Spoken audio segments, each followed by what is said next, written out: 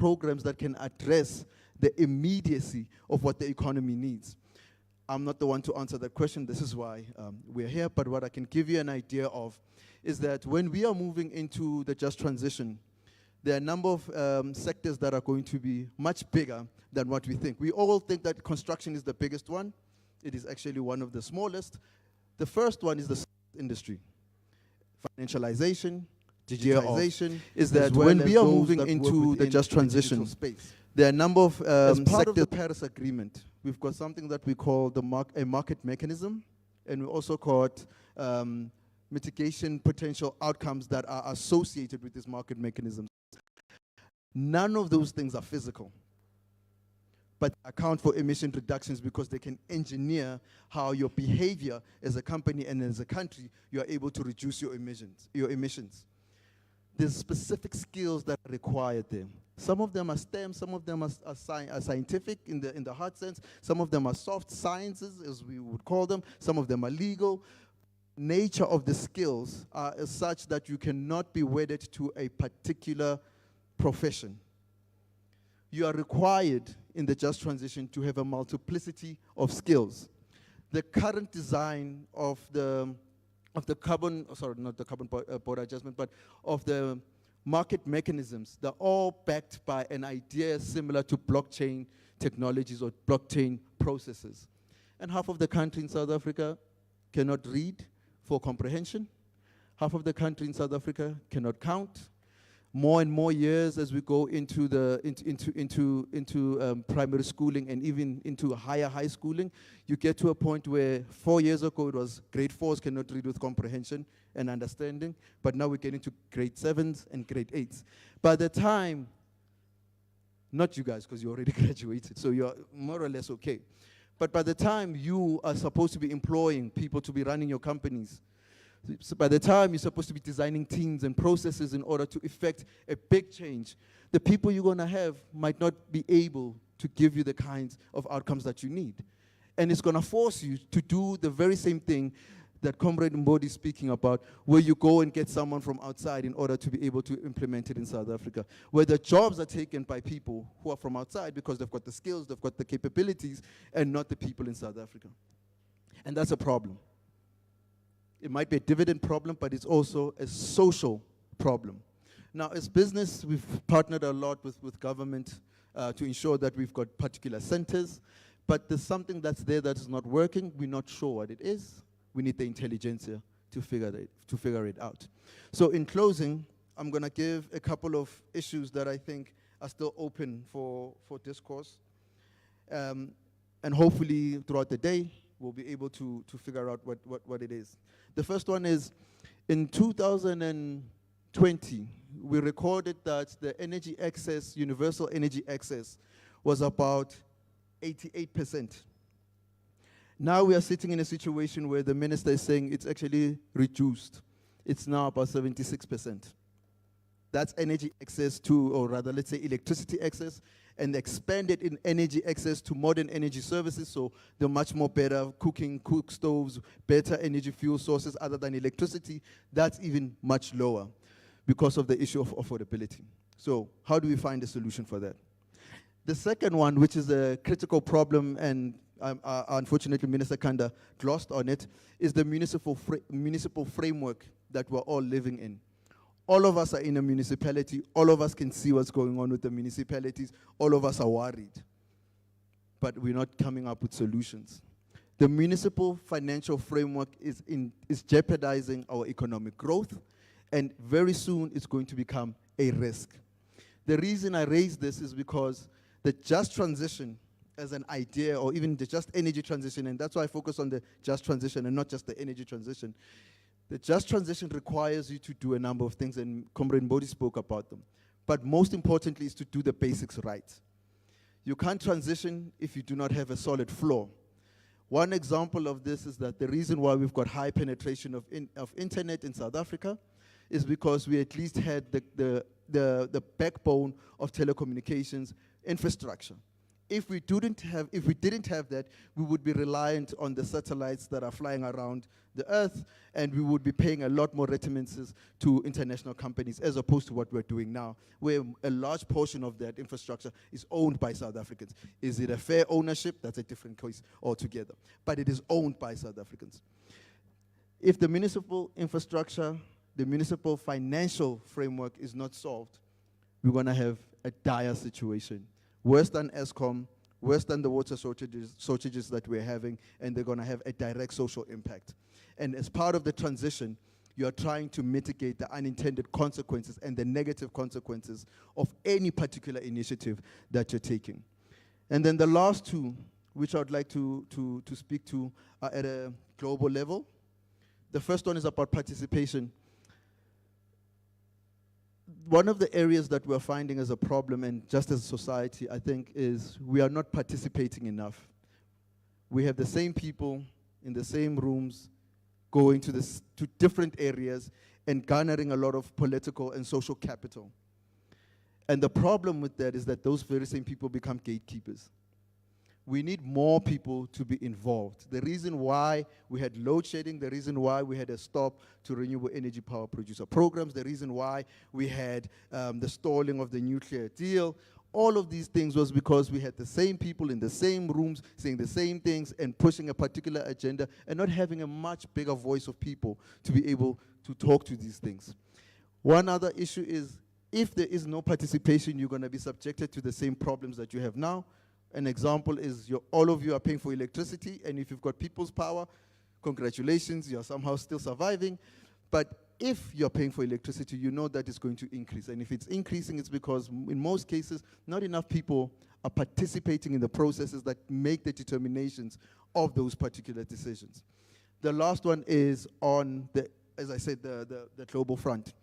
Whatever we are doing in South Africa, this process itself is feeding into what's going to go into the South African position in the multilateral processes. So we need people to get involved. In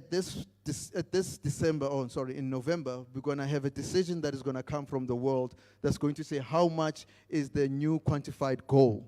How much are the developed countries going to give the developed world as a form of finances and means of implementation into addressing climate change?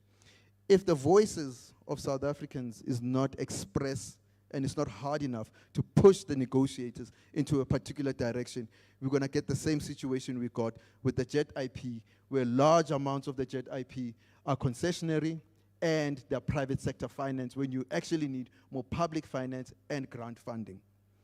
And the reason I'll go back to is the public participation process to determine that was filled with the very same people, and those people made particular inputs. The first input was, we do not trust the government, so you need to make sure that you safeguard the issue, or rather you safeguard and you de-risk the actual investment. Now, if you're going to talk to an international company or you're going to talk to an investor, you're going to talk to a climate envoy from another country, they're going to tell you that I cannot get involved in the internal politics, but I can safeguard the investment by ensuring that there's a payback period, that there's a return on that investment, or there's a return on those funds. And that's why it got expressed in the same way that it does. That's why the JET IP is coming in as concessionary finance and largely loans, because our own people who were participating in the particular process went to the people who were making the decisions and designing the JET IP to say, we don't trust the government, they're going to eat the money, so make sure that you kind of make sure that the risk is being curtailed. And that's a fair assumption, that's a fair consideration, but if more people were saying, we do not care about that, we'll fix that, give us the funds so that we at least get access to them and we can do what we need to do, it would have been a different result. So people listen to who's in the room. So I implore you all to get more involved in your spheres of influence, but even more so, let's make sure that some of the considerations that we're putting forward are for the national interest, and let's make sure that we address some of the questions that have been provided to them. Thank you. Thank you so much, Mr. Kambodi. You've heard business. Agam Tillage, Grata Jasbakase go Amokele go Lochesimusho, the Nanogoleki Mid Morning Connection Station TUT FM 96.2 amplifying voices, empowering lives.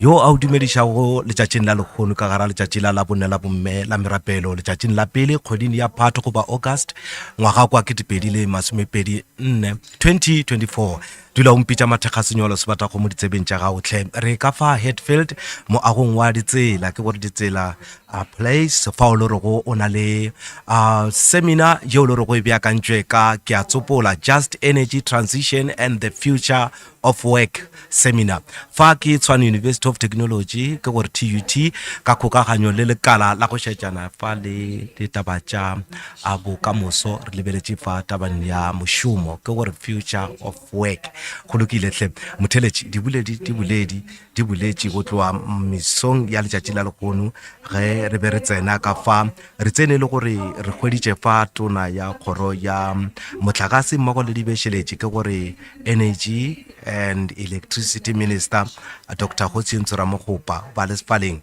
gomme a bolela fa ka jet plan and energy security through inclusive growth mara wa fao wa bolela ntate Mpulahin Mbodi go tšwa ka kantorong ya mopresidente go lebeletše fa tabeng ya tša seemo sa leratadima ke gore climate commission yo a fetša go foloa sefala ga bjale ke ntate Happy Kampule director energy and environment policy go tšwa ka kua lekaneng la tša dikgwebo la Afrika Borwa ke gore business unity South Africa go ba busa ka boripana motheletše lenaneo la rena le thomile ka metsotso e masometharo go tšwa o iri ya boseswai gomme go tlo tswalelwa mosegare metsotsong ye masometharo go tšwa go iri ya bolesomenne ke gore ya bobedi fa o le rego re tlabe re bile le polelo ya go tswalela go tšwa go kemedi ya university ye Tshwane University of Technology a gona molato tle nna ke na le bašomi mmogo fa ka mo lehlakoreng la botšweletši ke na le motšweletši wa ka ke mmitša bjale gore ke motšweletši dina la gage le setša senoša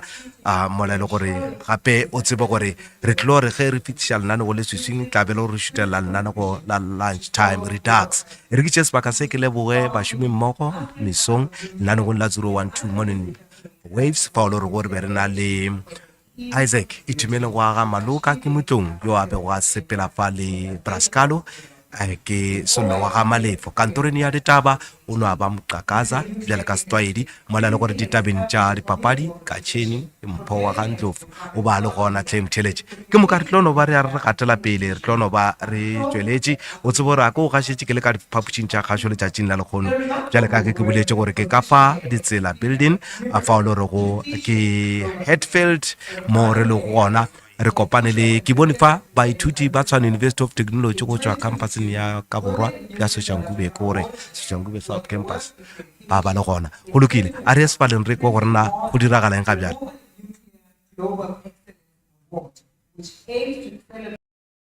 In dedication, in 2021, Princey won the Woman in Nuclear Global Excellence Award, which aims to celebrate achievement and commitment to the areas of communication, education, mentorship, and as well as leadership. A round of applause for Princey.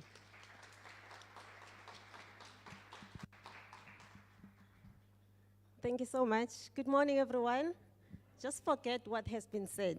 My name is Princey, and I call myself Nuclear Bay. And I hope by the time I leave here, a few of you would have been converted to deputies of Nuclear Bay. I'd like to acknowledge the presence of Deputy Minister. Ministers already left, Professor, fellow speakers, and everyone in this room. So I was tasked to do 2 sessions, a panel session as well as this keynote address. So I said to myself, you know what? For the first session, let me deliver a typical written speech. So, yeah. I'm happy to be here, especially Deputy Minister, in the presence of the ministry, because your leadership is crucial as we navigate the complexities of our energy landscape. Today's theme is just energy transition and future of work. Is not only timely, but is essential. It captures the intersection of environment, sustainability, economic equity, and social justice, pillars that must stand together as we envision a sustainable future. At COP26, which took place in Scotland in 2022. One of the presidents from the developed nations, I'm not going to say his name because I want you to go and find out who that president is. In his speech, he said, and I quote, "Growing up as a young man in an area that was a heavy supplier of coal, I watched what happened when that industry collapsed and the impact it had on the community. To avoid a sequel, I feel it is important to take care of people who are impacted and provide alternatives for them," close quote. Now, in this period, where South Africa is faced with severe unemployment rate, sitting at 35% and as high as 45% among the youth, these words ought to haunt us as a country. To put it simply, it implies that a radical, ill-considered shift that fails to consider the sustainability of the proposed energy sources, especially when it comes to advancing industrialization and guaranteeing energy security in the interest of our communities, would lead to social and economic chaos. It is a well-known fact that South Africa's energy mix is dominated by coal as a source of energy that forms a bedrock on which our economy is built and energy is accessed by people. Coal continues to provide affordable electricity to households, businesses, manufacturing facilities, mines, transportation industry, communication system, and services throughout the whole country. So it is very important that as we transition to low carbon energy sources, we afford ourselves the space to exploit all our energy sources in full in order to benefit our economic development, industrialization, and developmental agenda. A just energy transition that is achieved through a balanced mix that guarantees the energy sovereignty of our country and a better life for all, which we once promised, while gradually addressing climate change over a period of time is more responsible approach.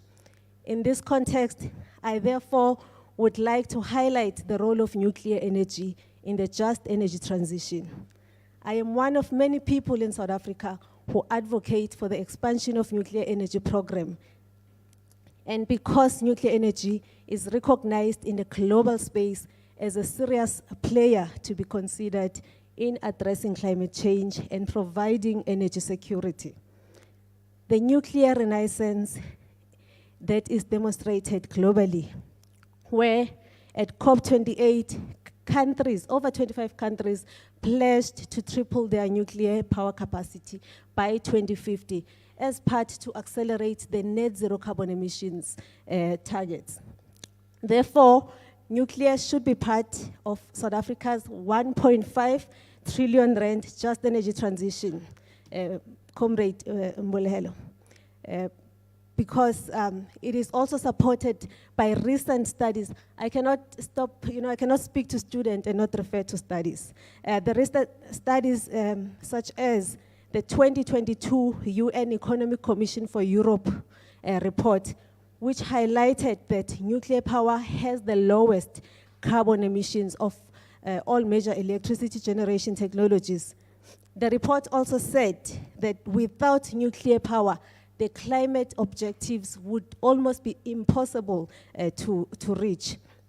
And furthermore, in 2022, the European Parliament voted to include nuclear and gas in their green taxonomy, qualifying them for green financing. Because additional nuclear power will advance several United Nations Sustainable Development Goals, especially goals number 7, which talks about ensuring access to affordable, reliable, sustainable, and modern energy for all. Goal number 8, which says decent work and economic growth. And lastly, goal number 9, which talks about industry, innovation, and infrastructure development, thus enabling technology transfer, skilling of workforce through knowledge transfer, education and training, and creating direct and indirect jobs. Even Eskom openly acknowledges that incorporating a nuclear power is a significant shift anticipated in global electricity production.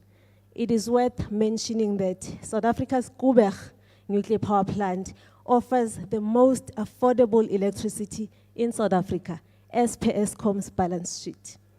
It is also worth mentioning that this year, in July, we were celebrating the 40th anniversary of Koeberg nuclear power plant, which is the only commercial nuclear power plant on the African continent. Recently, Koeberg received the authorization for a 20-year life extension, highlighting its ongoing importance in our energy landscape, rather. So now I want to talk about the small modular reactors. Small modular reactors have been singled out. I think I need a tissue. Okay, I have. Sorry, I'm a bit fluish. So small modular reactors have been signed out as a game changer by International Energy Agency. In its net zero pathways roadmap, with their multifaceted applications and flexibility. So as Africa for Nuclear, we believe that these can assist to further diversify energy generation due to rising energy demand as South Africa pushes towards a carbon neutral economy. The global community is exploring innovative ways where SMRs are paired in hybrid systems to intermittent renewable sources, increasing their efficiency in the process.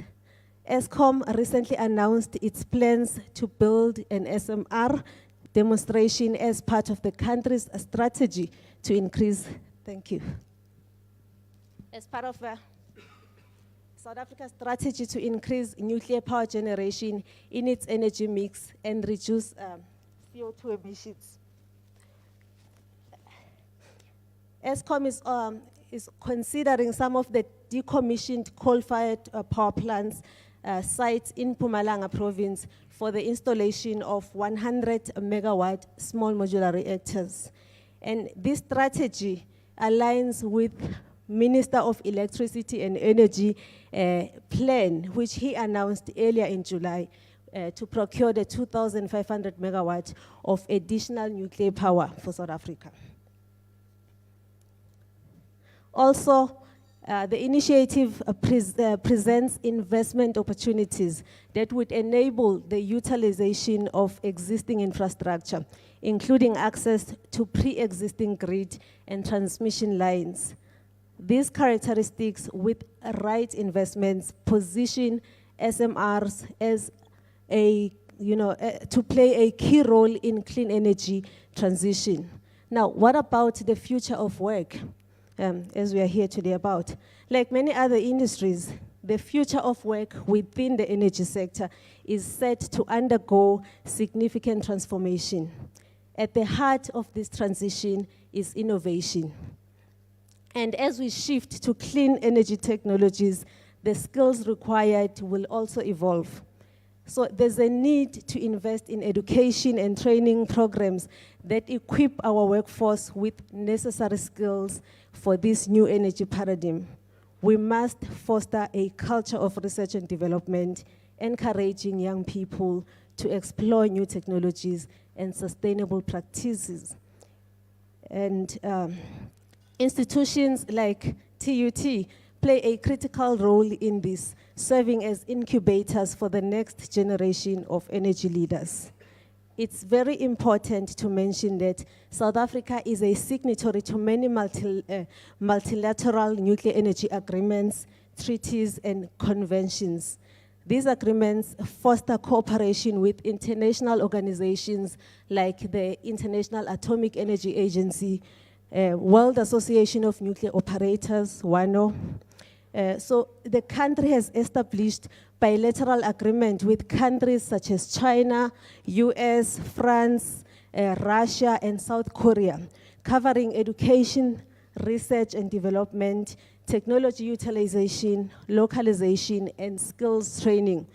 These agreements, when fully utilized and supported, Deputy Minister, by firm decisions to build new nuclear plants, can greatly benefit South Africa. Key projects such as the 2.5 gigawatt of new nuclear power project should take full advantage of these global agreements for successful implementation, as seen in China, Turkey, Korea, and France.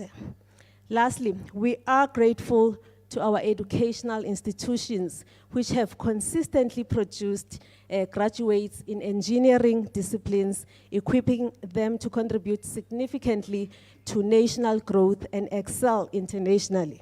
For example, approximately 140 South Africans are currently working on the United Arab Emirates nuclear build program, highlighting the global impact of our educational and training programs.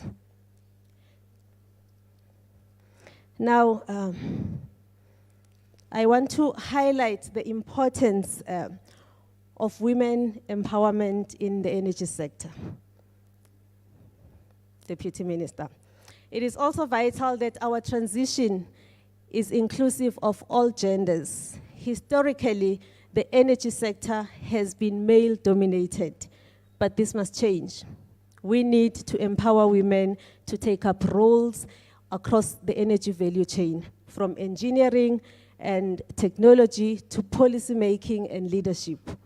Gender diversity brings a wealth of perspectives and solutions, enriching our transitioning process.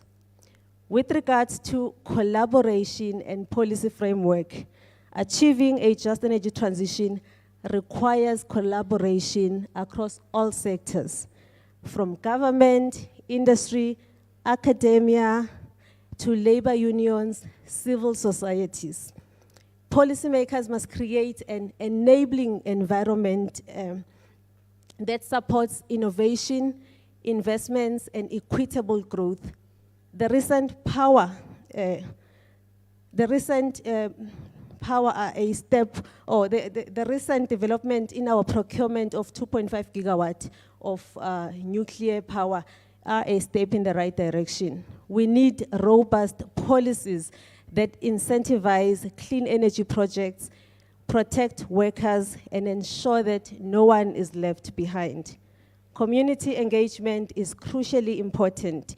We must bring conversations to our communities, ensuring that they understand the benefits and opportunities of a just energy transition. This includes addressing misconceptions about nuclear energy and other technologies, highlighting their safety and environmental benefits. In conclusion, it is time to move beyond ideological divides and embrace a pragmatic approach to energy planning in order to guarantee the security of energy supply for South Africa, because we need to hand over a country that is working, that is functional to the next generation. Thank you.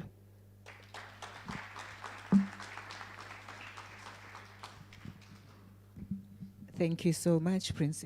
You can't tell me that you've got a next door neighbor who is a nuclear specialist and then you just clap hands like that. No. Can we give credit where it's due?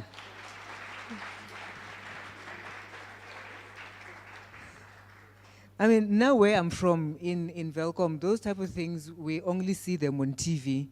And you think they will come wearing certain suits and they look in a different way. But I think what is quite beautiful, it is we see people who look like us, and I guess what simply means representation is very important. Without any further ado, I'm going to call upon all my presenters this morning. We're going to have a conversation really around the speeches that they've had here earlier on today. Mr. Mbodi from PCC, please take a seat. And I'm going to have Mr. Kambule from Busa to also take a seat. And Princey from Nuclear for Africa, let's have a seat. And I'm going to invite also another speaker who is Dr. Sianda Mgadi. I'm not sure if Dr. Mgadi is in the room with us. Oh, thank you so much, Dr. Mgadi. For the benefit of the audience, Dr. Mgadi, I'm going to give you a couple of minutes to introduce yourself. And you know, when I was growing up, there was a show on TV. It used to be called Jiga Magic. And the one thing that they would say as soon as you are on stage, they say, Zazi say. And that simply means qualify yourself. Why are you sitting on that chair? Yeah, no, it's cold here. I'm freezing now and the freeze coming back. But anyways, my name is Sianda Mgadi. I have a PhD in geophysics. I specialized in mineral exploration and energy. And I am a director of a company called TUT Resources, which is involved in mineral exploration and mining.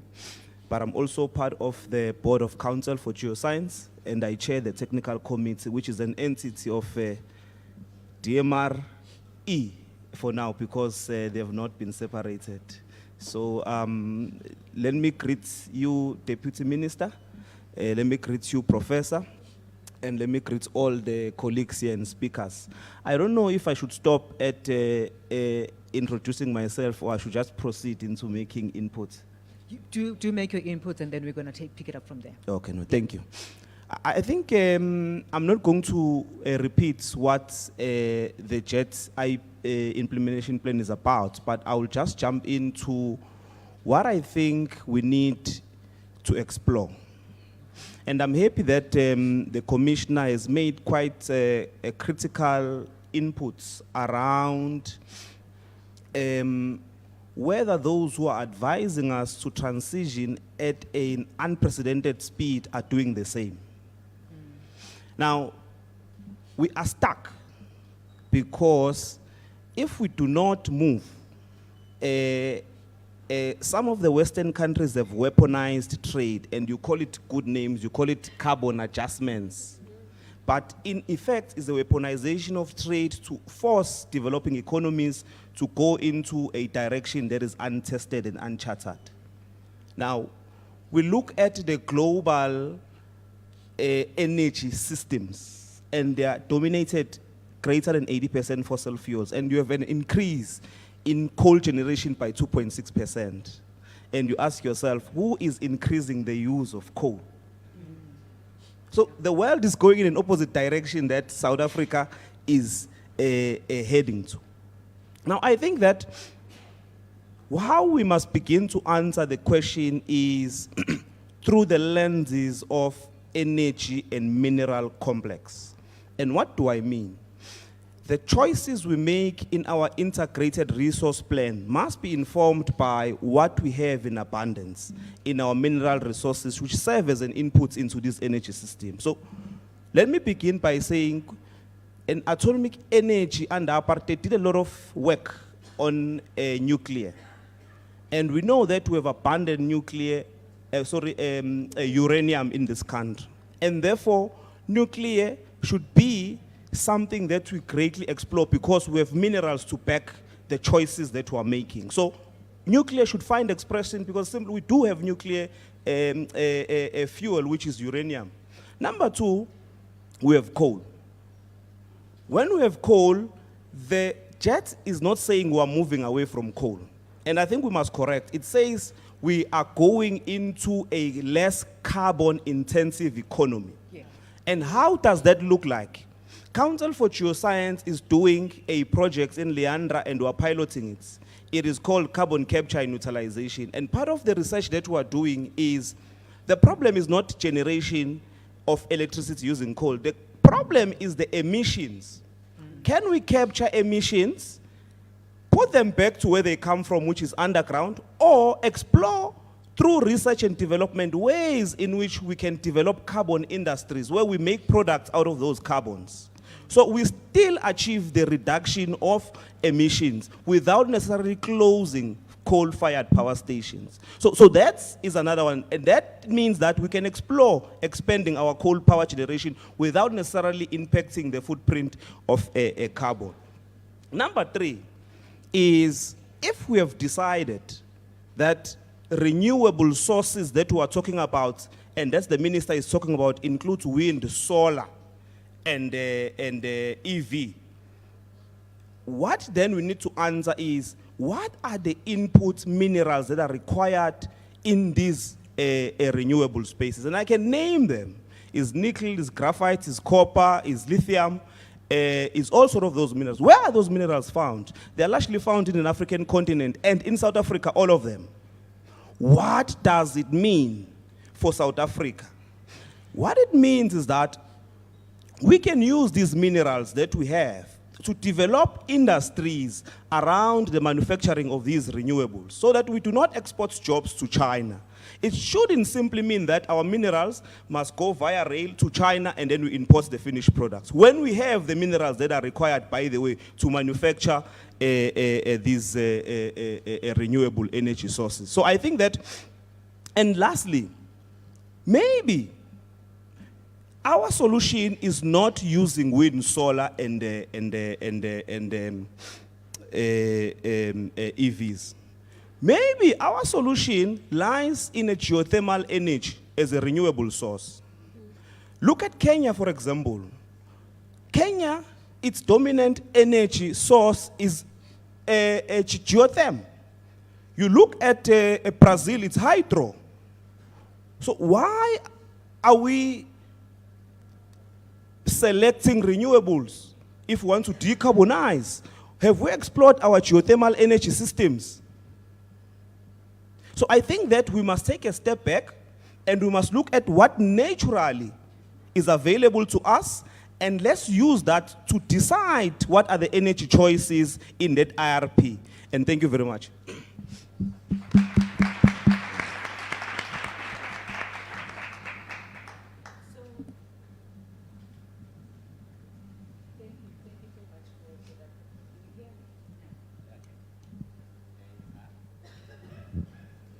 Try and stand here. Can you hear me now? Okay. So, thank you so much for those contributions, Dr. Sianda, or rather Dr. Mgadi.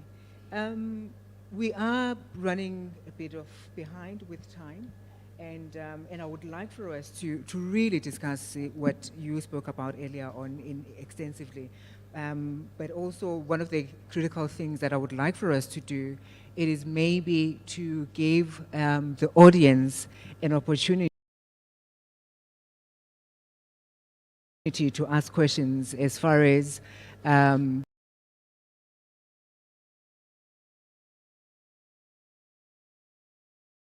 these conversations are concerned. And maybe I'm going to start one of the first question, and just because people, I would like them to warm up a bit.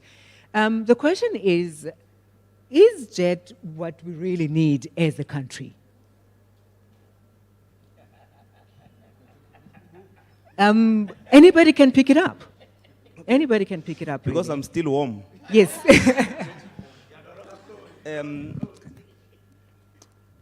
As I said, that we are doomed if we move, and we are doomed if we don't move. Okay. So we don't have an option of not moving. What does it mean for us? Yeah. We need to characterize it and define it in such a way that it responds to triple challenges. Yes. Poverty, unemployment, and inequality. Mm-hmm. It must give us an opportunity to compete globally, looking at our own competitive advantage, which is abundant mineral resources. Mm-hmm. How do we use that to leverage and create more employment and inclusive environment in such a way that we still achieve net zero objectives, perhaps at a lower pace, while we solve our social and economic challenges? So I think the answer is carefully navigating the balance of this transition. Okay. Thank you. Thank you so much. I know that Mr. Mbodi and Mr. Kambule are good friends, right? And for the benefit of this, I think, Mr. Mbodi, you've touched on a couple of things. I think one of them, it was, you touched on a couple of things. I think one of the critical things that you had an issue with, it was the issue of the loan, right? And I know that as that is a sore point for you. You actually made it quite an interesting example to say, you cannot say to me, after your son has broken my window, and then you come and say to me, you're going to give me a loan to fix my window. And this so happens to be the friends of Mr. Kambule because he's a businessman. And for him, it is all about the rands and cents. And for you, it is really about, yes, he is about the bigger picture as well. But indulge us as to how does that look like? What do we then do in this instance to ensure that we keep both of you happy? It's a balance that we need to seek. Yeah. It is of no use to seek a posture that is very extreme. We accept that there should be financing of the just transition. But what we don't agree with is for us to not even consider the debt to GDP ratio. Whatever you may call concessional loans, the capital amount still needs to be paid back. Okay. And it's going to have to be paid back by people who are largely not working, who are the youth today. If all things remains the same, it is all doom and gloom. If all things remain the same, it means more and more young people with no jobs, who are not economically active, will not contribute to the paying back of the money. So what would it mean to sovereignty? I think what we are looking for is reparation and grants. That is what should increase. Yeah. Okay. But it should not only increase, but it should also increase at the back of transparency and honesty of the transition globally. So the speed, the pace, affordability should not be decided by someone, because otherwise then we are in a transition which is almost like a hijacked vehicle, where you can't control the speed. A hijacked vehicle is not in your control. So we don't want to be in a transition that is such. Okay, I take it back to Mr. Kambule. Yeah, so I think we just need to understand that there's a transition. It's happening, and you're correct that some of it is backtracking, some of it is moving against the grain, some of it is moving in the right direction, but there's a transition that is occurring. There's always been a transition that's occurring. We're just much more aware of it. Now. And what we need to do is to be able to determine what are the things that can work for us. The first thing is that JET IP was supposed to be catalytic funding. Catalytic sources of funding that were going to be leveraged in order to entice not only domestic capital markets, but also international capital markets in order to invest in the particular projects that we have. Then that's not the case. That's not what we have. It's a reallocation of public funds funneled through private sector entities and also coupled back again into the DFIs that we are getting. So it's a good mechanism if you are a country with economic power to be able to continue the interest that you have.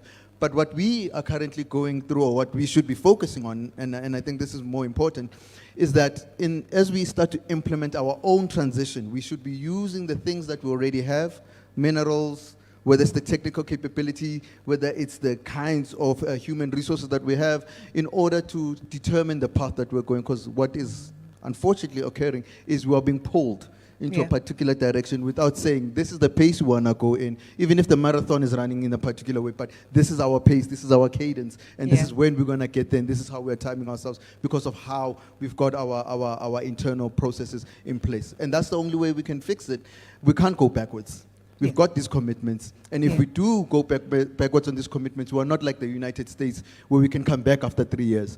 We are a country which will be subjected to the ridicule, to the penalties of peer pressure globally, whether it's economic, political, and in some cases, it might be, a little bit hard, more pressure in terms of the diplomatic ties that we have. So we've got no choice but to go in that particular direction, but we can determine the pace as well as the kinds of instruments we want to use to get there.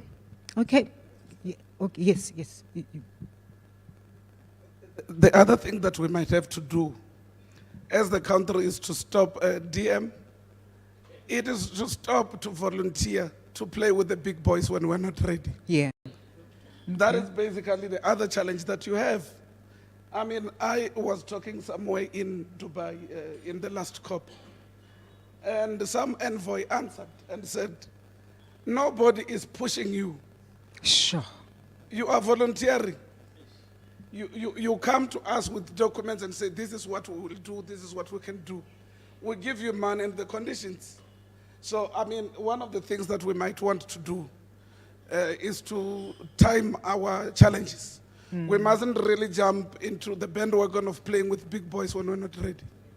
Thanks.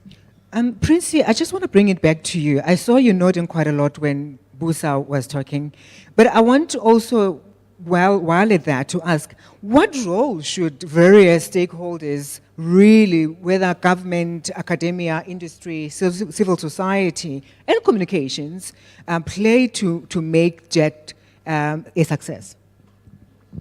Well, number one, I want to say a jet is not a need.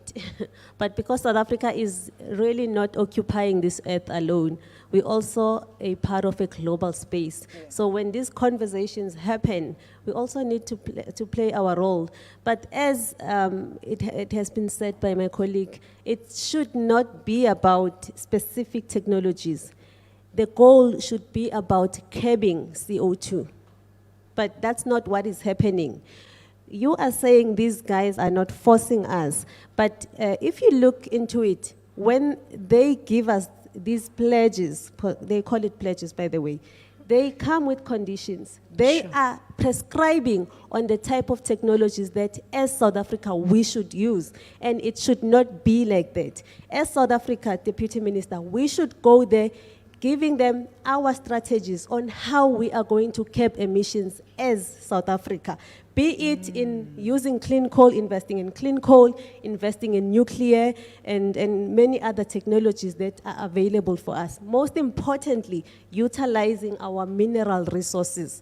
I have a problem of people saying, God gave us sun, wind, water. No, God gave us coal as well. He gave us uranium and gave us all these other minerals that we have as South Africa and Africa at large. But with regards to different stakeholders, our role should be exactly that, to be part of the processes where we influence policies such as integrated resource plans. There's a current draft of IRP 2023. It has not been gazetted yet, but there was a time when we were invited as public members and different stakeholders to go and give our contribution to that IRP. But you find that most stakeholders that participate in this policy drafting are people who really do not have our interest at heart. It's people that are anti-nuclear, anti-gas, anti-coal, you understand? And we are not there as South Africans, ordinary South Africans, that are going to be disadvantaged when these policies are implemented. So that's what we should be doing, including the jet. You know, the more I listen to my colleagues talk about this jet, I worry that in 2 years down the line, we are going to have a commission of inquiry or state inquiry on jet money. Thank you. Sure. That was quite an interesting one. I want to open up to the floor. Do we have questions on the floor? Okay.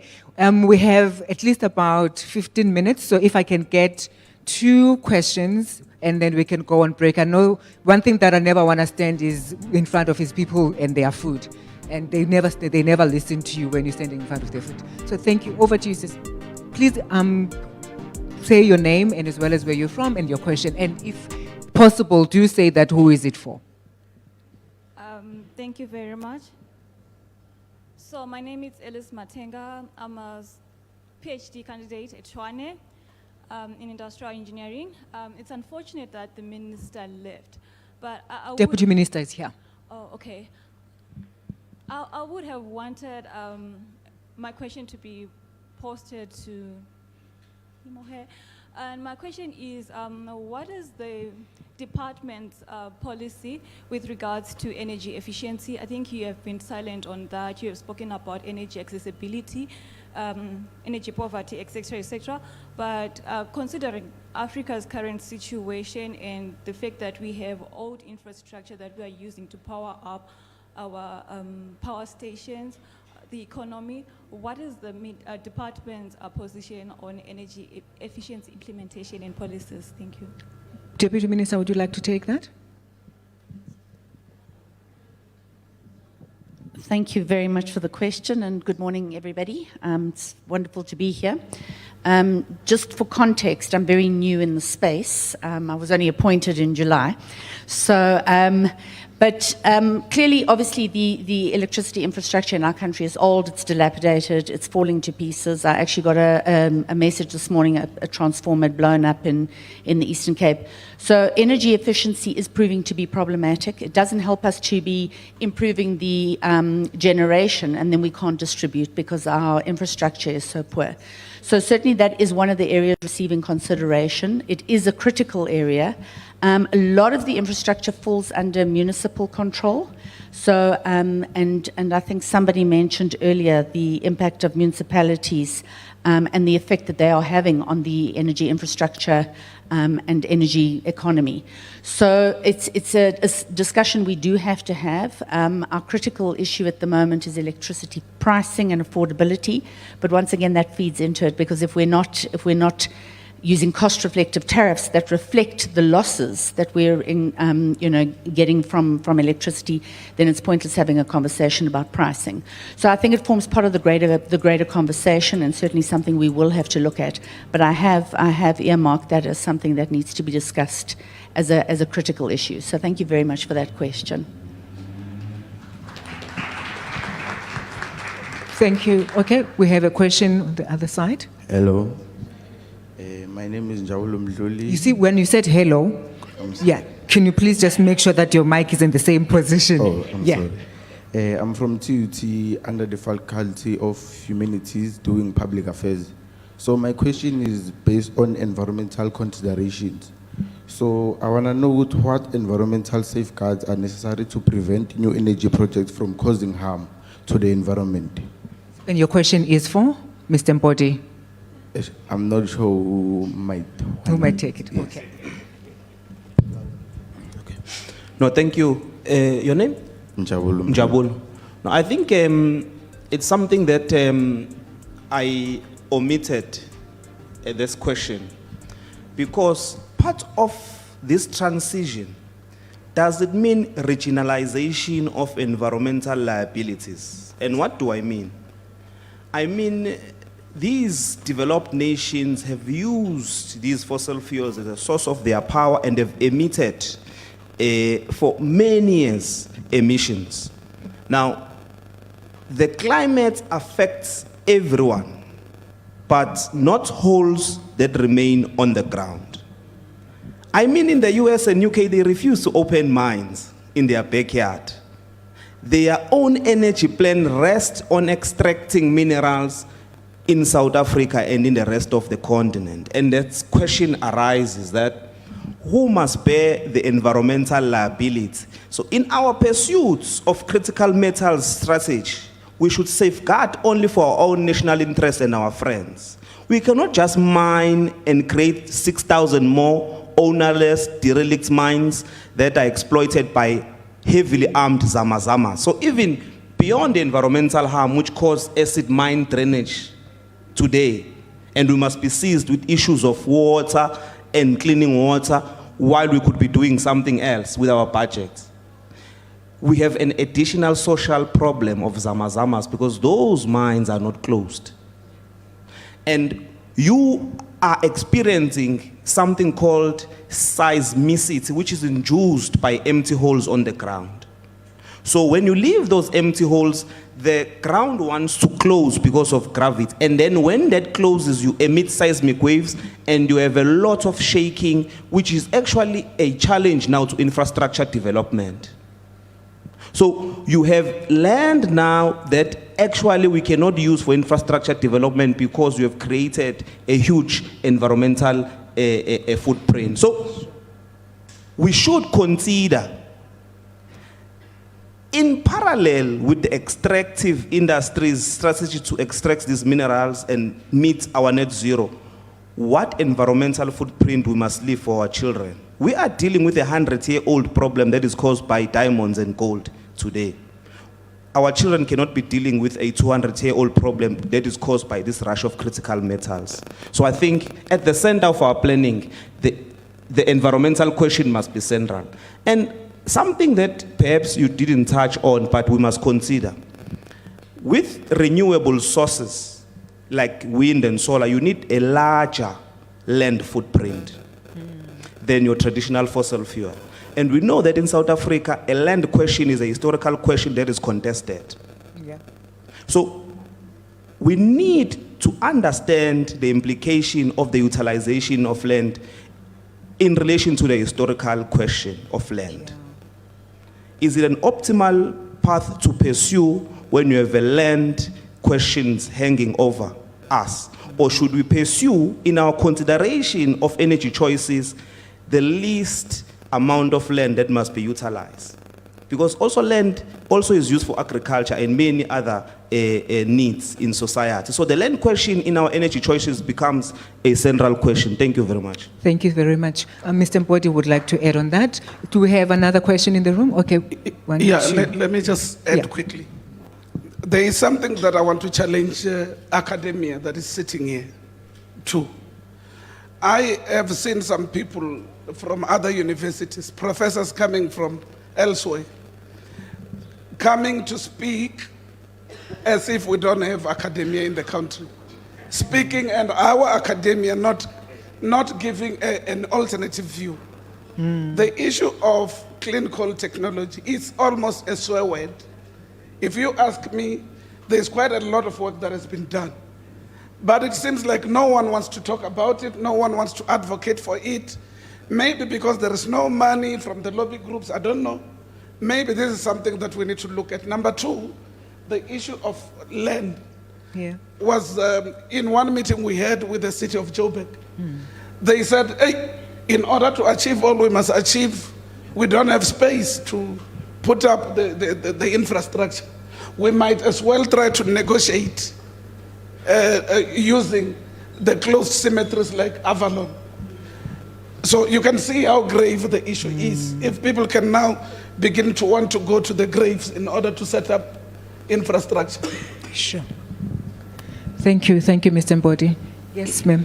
Thank you. My name is Banele Manana, and I'm from private sector. I have a business in energy efficiency and renewables, but I've recently established a nonprofit that seeks to address the issues around the job market versus what children in high school struggle with in terms of career guidance. Okay. And for the benefit of the foundation and also for the benefit of the students sitting in this room, I'd like to know from the panelists, what efforts do the organizations that you guys are presenting today make to bridge the gap that some of you have spoken about today in terms of unemployment, but also what forums or organizations or whatever is linked to your organization is there and available to support the students who are here in as far as the future of work in line with just energy transition. Thank you so much. Let's take the last question there and then we can, no, they're not going anywhere. This is me now using the power vested in me. That the speakers that are here are not going to leave. We're all going to go downstairs at 11:15 to have tea. If you have a question that is directed at any of the speakers, please grab them, ask them the question, and they'll be here to make sure that you get all the answers that you need. Let's take the last question, please. All right. Good morning. I'm Emmanuel Majola from TUT in the Department of Integrated Communication and Journalism. The first two questions, anyone fit can take it. How many do you have? Only 3. When you want me to be fired, right? Don't worry, I'll protect you. The first question is, how can we balance energy security, affordability, and sustainability in the transition process? And the second one is, how can we convey the sense of urgency and ambition, setting clear targets and timelines for achieving the energy transition and encouraging collective action to address the critical challenge. And my last question is for Mr. Nkambule. What are the potential risks and opportunities to drive the energy transition? Thank you. This is what happens when you decide to have a seminar with academics, huh? Comes fast and hard. So I'll answer two questions. One from Banele and I'll say Mr. Majola, but if I am giving you the wrong pronoun, my bad. So I think let's start with the last one, the potential risks and opportunities. The potential risks is that we become uncompetitive. Nobody wants our products. Nobody wants to do business with us. Our balance of payment becomes a deficit, and we are stuck in an economic death spiral. That's where I think is a problem, because then we're also increasing the preponderance of more unemployment, increasing poverty, and also making this inequality issue a much bigger problem than it is right now, as much as it is a problem. So it's an existential crisis if we do not go in the right direction, and that's the risk. But the potential is that we are able to access new markets. One of the problems that we've found, and this is through the partnership, and I'm sure academia knows, is that our foreign policy has not been a trade policy aligned. It was not aligned with industrial policy. And what that has enabled is that we have one voice in the political diplomatic sense, but where we are accessing our trade partners is a different place. We're not focusing on accessing new markets, which might have different rules of entry versus the ones that we traditionally know. If you go to the West, you know you're going to have certain rules. But we are not necessarily focusing as much as we should on the South-South cooperation like the Chinese are trying to drive, or the Latin to Africa cooperation, which is starting to also germinate as a result of more countries wanting to be part of BRICS. So there are opportunities of new markets, there's innovation that can be created, and then there's also the creation of new industries and sectors which give rise to new skill sets, as well as new studies, and then obviously new professions and the likes. So there are more opportunities than there are risks, but the risks are much more prevalent because we are still headed towards them. And we're not pivoting towards the opportunities. Now for private sector goes where the money is. That is just how it goes. It goes where there's the least risk, and if there's an increasing risk that needs to be adopted by the private sector, that's going to be socialized to the society, whether it is not paying for externalities or calling on the government to play a bigger role to de-risk many of these particular projects and maybe some of the build programs which the private sector will be running in order to get the products out. So that's something we need to take care of. In terms of the programs that we're doing, so in Busa, we, as part of our current partnership with government, we're working on an employment stimulus, I don't want to say package, but it's a research piece that talks about the primary levers in order to start moving the employment needle in the right direction. And part of that is then looking at the institutional arrangements of what we currently have in terms of education, skills, and where readiness programs are being created, the efficacy of those, and what can be changed in order to achieve a greater reduction in unemployment numbers, because as much as we have to reduce emissions, we got to reduce the other numbers on the other side. And what we are starting to find is that many of the projects, or rather the programs that have been designed between private sector and government, are no longer fit for purpose because the world has changed. And maybe what is important is that for people who are not necessarily living on the ground, but working on the ground with the lived experience, is to come in and say, look, what does your data tell you? What is your new design look like? This is what we're telling you to include, or you have to disregard that because that's no longer necessary. Because the people who are designing these, obviously these programs, are myself and my colleagues, but we're not the ones who are implementing the programs. We aggregate the information and then design what might be at a macro level an intervention. Thank you so much, Mr. Kambule. Yes, Doctor.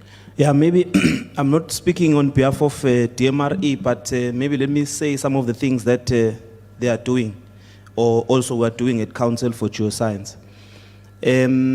We have embarked on a national exploration strategy. So we want to capture 5% of global exploration spend. And to make that a reality, DMR partnered with IDC. They've established something called an exploration fund. And that fund, phase 1, focused on critical metals, which is copper, nickel, graphites, and rare earths. So we've received 80 applications in total. And of course, the focus there is mainly women and the young people. So if you have a prospecting right, you would have applied. But that's not all gone. It's just phase 1. So there is phase 2. So if you have a prospecting right and you are interested in minerals that serve as an input to these renewables, so you might have to do a little bit of research and understand which minerals are inputs to these renewable energy spaces. So there is going to be phase 2 and there's going to be phase 3. No, so government is beginning to not talk about strategies, but fund them, those strategies. Another thing that we have done, because Council for Geoscience is a custodian of all the geoscientific information in the country, we have established what we call enterprise development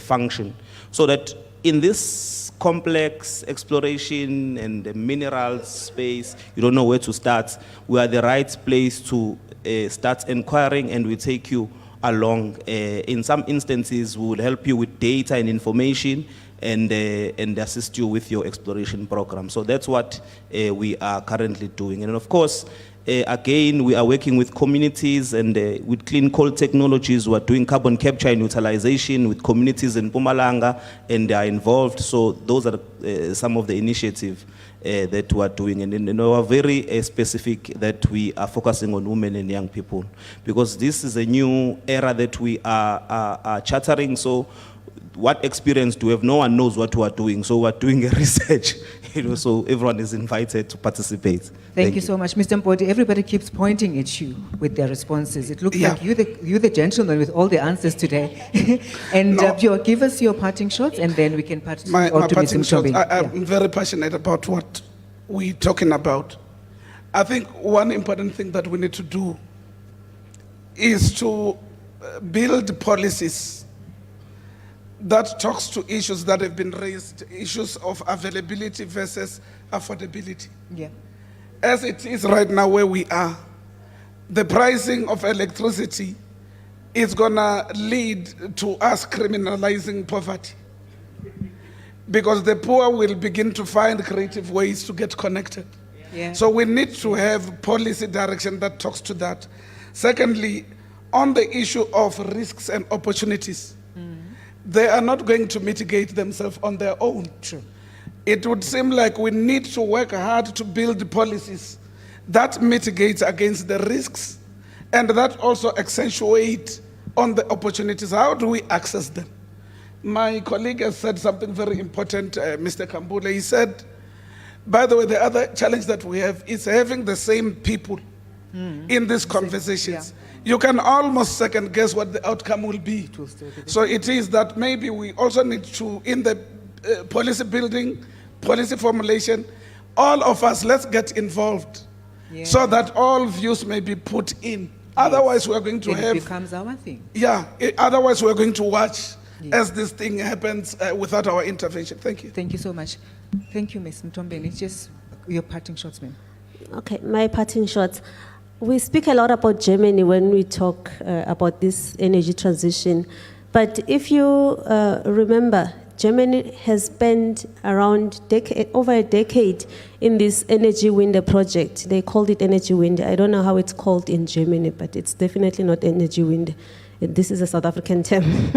and after that, they realized that the electricity prices are going high.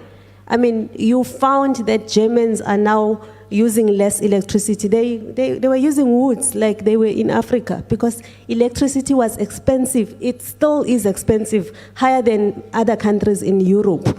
But why Germany decided to lead this energy transition globally? It's because it was an economic decision, not climate decision. They had a product that they wanted to sell to us. So it was never about climate. And if we talk about this energy transition, I think we just talk about it on a high level. We do not speak about it holistically, because for us, it means that we are increasing the usage of renewables energy, specifically wind, solar, and battery energy storage. The wind turbines. and solar panels. You cannot manufacture those things using those things. You can't manufacture wind turbines using wind turbines. So you need high density electricity. And so you find that countries like China, they will never decarbonize because we expect them to manufacture these things using their own fossil fuels so that they send those things to us. And what also we do not realize is that as a mining country, you cannot send a mine down the shaft using solar and wind turbines.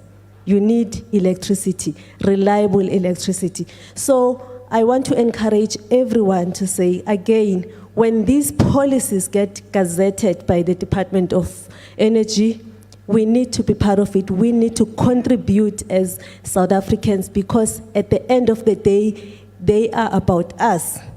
And many people speak about the quick transitioning.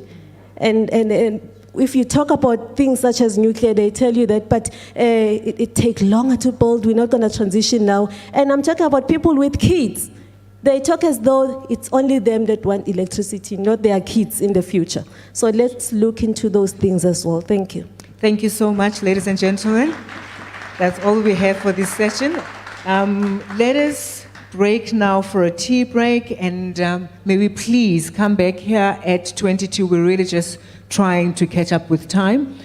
Tea will be served downstairs, and if you feel comfortable, grab your cup of coffee or tea, and then you can come back upstairs with it, and then we can continue at 22:12. Thank you so much. Before you leave, we need to prove that you were here, Professor. The Mid-Morning Connection. Mondays to Fridays.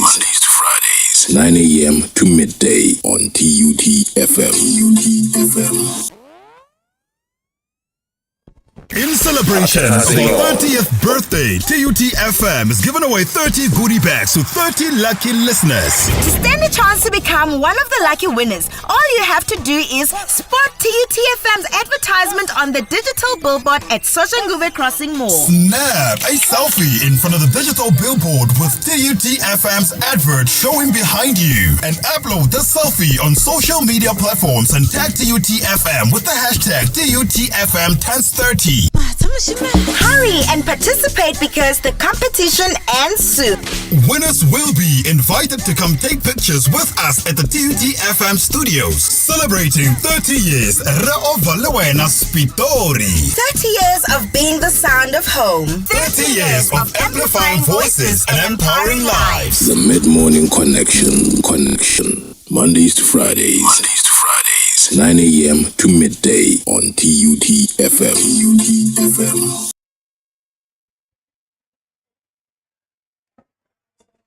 TUT FM 96.2 amplifying voices, empowering lives. Bjale ka ge mtheletše ro tlhalošeditše nakong ya ge re thakgola kgašo ye ya semmušo, kgašo yeo le rego re itšea go ethakgola go tšwa ka fa Hatfield ka bo leboa bosubela tšatši bja toropokgolo ya Pretoria. Tseba fa motheletše gore re lebeletše se just energy transition and the future of work. O tsebo gore re ka fa Institute for the Future of Work e bago IFOW Ditsela Place Hatfield ka Pretoria. Bjale mosepediši wa mošomo fa ke mohumagadi Zas Molo go tswa ka Tshwane University of Technology. Bjale tseba motheletše gore seo le gore re a se dira lebakeng la bjale ke gore ba ile maikhutšo go kanwa tea gannyane e le ke ile gore re boa tabeng yela ya ditherišano goba panel discussion ke seo le go se be se diragala lebakeng la bjale. Re tlo ba tna le dipoledišano ba tšea karolo go taba ya dipoledišano goba panel discussion yo re bile go le yona. Re tlo dira seo tle motheletše re le mmogo mo lenanegong la Mid-Morning Connection station e le TUT FM 96.2 amplifying voices and empowering lives. Bjale motheletše wa tseba gore ke re kutše kgopu gore nna re bile le seemo se se bjang go tloa mesong re bulele polelo yo a bja go fa ke ngaka Kgosientsho Ramokgopa bjale ka tona ya motlagase mmogo le dibešeletše ka mono Afrika Borwa. Gomme morago wa poledišano ya botona re bile le polelo yeo e le go e abja fa ke ntate Mbulahen Mbodi bjale ka mo commissionera go tswa kantoreng ya mo president tabeng tše tša seemo sa sa lebaka le letelele ko gore climate commission ka mokgong ka itlhalošago bokaone ka ona tlhe re bile le seo le gore go se ka ba se be se abja bjale ka understanding the just transition framework ke yona polelo go parra yo le gore e be abja fa ke commissioner bjale ba gona fa di-publishing kgašo tša rena bjale ka ko tlhalošeditše gore re ka fa moagong wa Ditsela Hatfield toropongkgolo ya Pretoria. Doctor, good morning and welcome to Mid-Morning Connection on TUT FM. Good morning. Let's just correct that. I'm not doctor, I'm Mr. Mr. Oh, yeah, sorry for that. Welcome to our program, sir. Thank you. Just unpack the topic that you addressed the attendees as well as some of the panelists that you were part of regarding your topic, understanding the just transition framework. Just unpack it, please. Thank you so very much. The Just Transition Framework is a framework that was built by multi-stakeholders that is inclusive of business, government, trade unions, civil societies, and also faith-based organizations. That is a basic document of agreement of how the transition will take place. So in essence, what the Just Transition Framework does, it gives us clarity with regards to what part of justice do we need to focus on. Because you can't just simply say just transition without the justice aspect unpacked. So we had to unpack procedural justice, which is about inclusivity, which means everybody must be in the bus before it takes the trip. The second one is distributive justice that talks about unpacking the benefits and the risks and getting them to be balanced, equitable, so that the poor may not carry the burden alone whilst business carries profit alone. There should be a balance somewhere. And the third aspect was the issue of restorative justice, which talks about, I made an example of 6,000 mines that we have in South Africa that are left open, not closed. They need to be rehabilitated. Part of that justice is making sure that they are rehabilitated for the use of the generation and the generation to come. More especially because when you talk of mines, you are also affecting the water streams where the mine is not properly rehabilitated. In a country which is water scarce, you need to rehabilitate the water streams and make sure that they are of use as it is now. And earlier on you spoke of working with the justice. Are you planning to really come up with the framework, working hand in hand with the Justice Department in order to make sure that what you already said is shaped up very well? Yeah, you see, other than the Justice Department per se, yeah, we would want to work with, as the Presidential Commission, would want to work with any department that is poised to help the just transition to be better. For instance, some other issues that we need to mention is we do believe that there are talks actually that there should be a way of mainstreaming education on climate change to the basic education level. We should also make sure that we technology-wise, the Department of Technology deals with issues that we are dealing with now of clean coal technology to make sure that we find a way of using coal whilst limiting emissions. The unfortunate part is when you don't talk to technology, you probably would have to leave the coal on the ground, which perhaps we can't afford as a country right now. We should be using every resource that we have to industrialize so that there are jobs, but also we need to look at the fact that, of course, we need to deal with climate change. That is a balance that we need to seek. And from the panel discussion, you mentioned a very critically important aspect. of coming up with a framework that will address this thing, sorry to speak, of electricity hike, which affect the poorer and the poorer. Can you please elaborate on that? I think we need a policy framework that will drive the prices to be affordable. Yes. The unfortunate part is that right now we've got a NERSA process. The NERSA process are seeing an increment that we are not affording. Even some middle class people can't afford electricity as it is. Yes. So there should be a deliberate way of building a policy that talks of the indigent. I'm sure right now we know of the free basic electricity. It's not enough. Yeah. We believe there should be a way of a universal basic income grant that will cushion the poor to make sure that they are able to afford.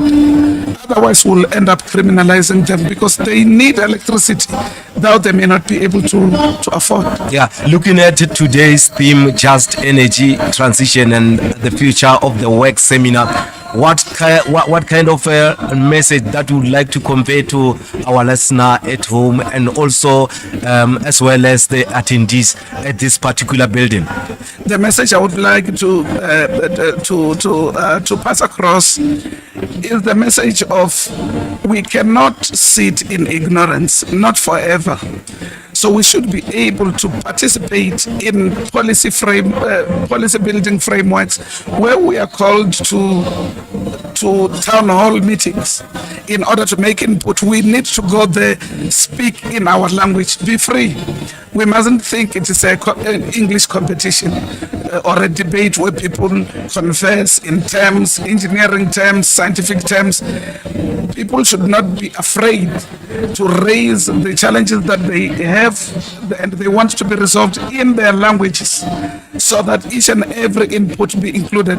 For now, what we have seen is the problem is we have got few people who know what to say about this subject matter. They keep on repeating themselves all over and again. And the answer, you can almost second guess it if they are the same players.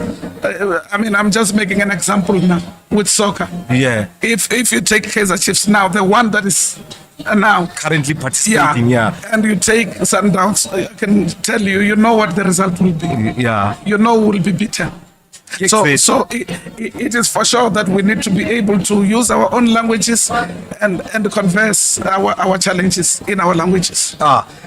Ntate Mpulaheni Mbodi, Commissioner from the Presidential Climate Commission. Thank you so much for making time in our program, sir. You're welcome. Thank you.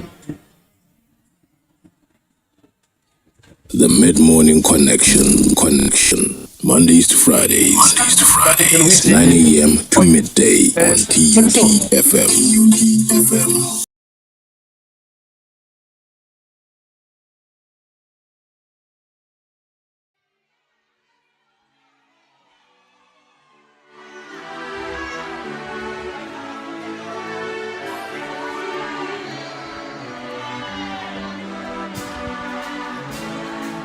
Dilo kamuka dilaulwa kiwena, dilaulwa kiwena, dilaulwa kiwena, bodimo wa runa, dilaulwa kiwena, dilaulwa kiwena, dilaulwa kiwena, bodimo wa.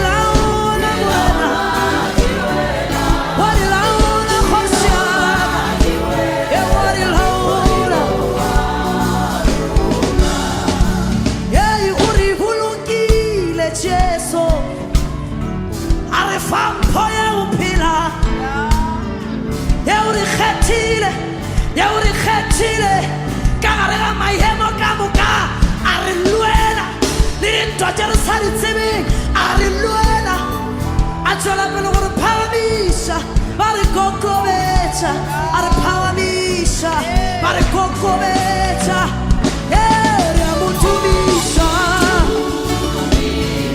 re mo fa dithetho ka moka re di a mo swanela o di a mo swanela o di a mo swanela dumisa morena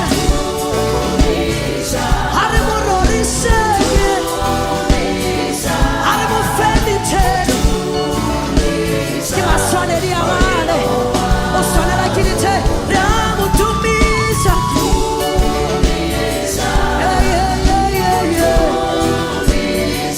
a ke a mo dumisa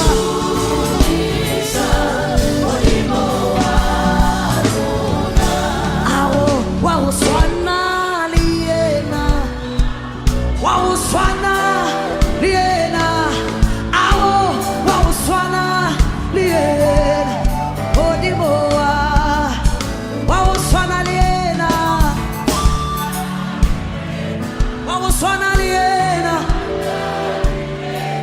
wa o swana le yena wa tsebanelo ya o swana le ya gagwe re a mo dumisa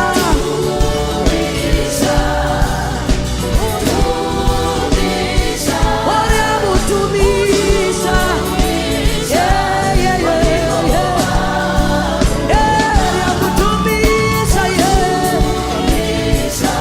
ona ke a mo dumisa ke a mo dumisa modimo modimo wa modimo wa rona. The Mid-Morning Connection.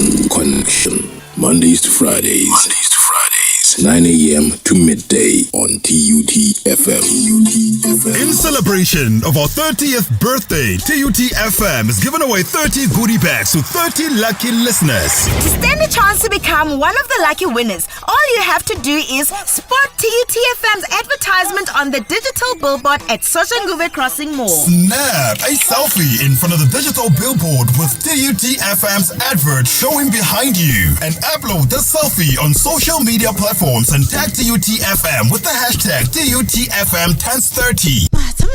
Hurry and participate because the competition ends soon. Winners will be invited to come take pictures with us at the TUT FM studios, celebrating 30 years Re'ovalewena Spitori. 30 years of being the sound of home. 30 years of amplifying voices and empowering lives. Kgosientsho on TUT FM. The Mid-Morning Connection. Mondays to Fridays. 9 a.m. to midday on TUT FM.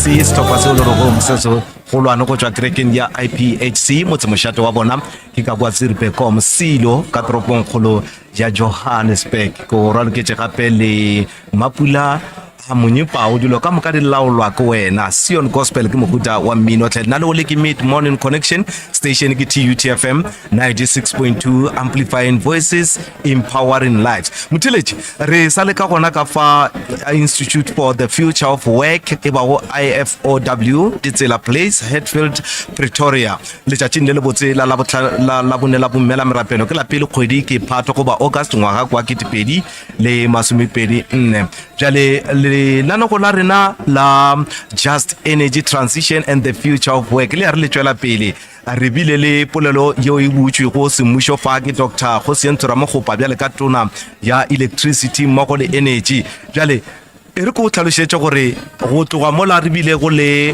panele ye discussion ya rena ba sa tswile ba ile go nwa te ganyane ba sa ile tea break ke moka batla boa lenane go la rena la tla tswela pele e upša ka fa diphapošing tša kgašo ke na le Samantha Graham Marim jale ka motlatša tona kgorong ye ya energy mmogo le electricity ba gona ka fa diphapošing tša kgašo. Deputy Minister, good morning and welcome to Mid Morning Connection on TUT FM. Good morning. It's an absolute privilege to be here. Thank you. Deputy Minister, you have just been appointed in July. It's just last month, and you're still new in your position. How has the journey been so far? Well, if you had to take a 4-year degree and put it into 1 month, that's pretty much what it's felt like for me. I think there are days I go home and I feel like my brain is smoking with the amount of information that I've received. But what an absolute privilege it has been to meet the incredible people that are working in the energy and electricity industry in this country. And I've really come to realize that any solution we need to sort out our energy crisis is going to be found in this country. So far, let's just look at the load shedding. It's something that we almost gonna be saying is the thing of the past. How is your department been doing so far in terms of making sure that it kept all the load shedding is something that we'll say is the thing of the past?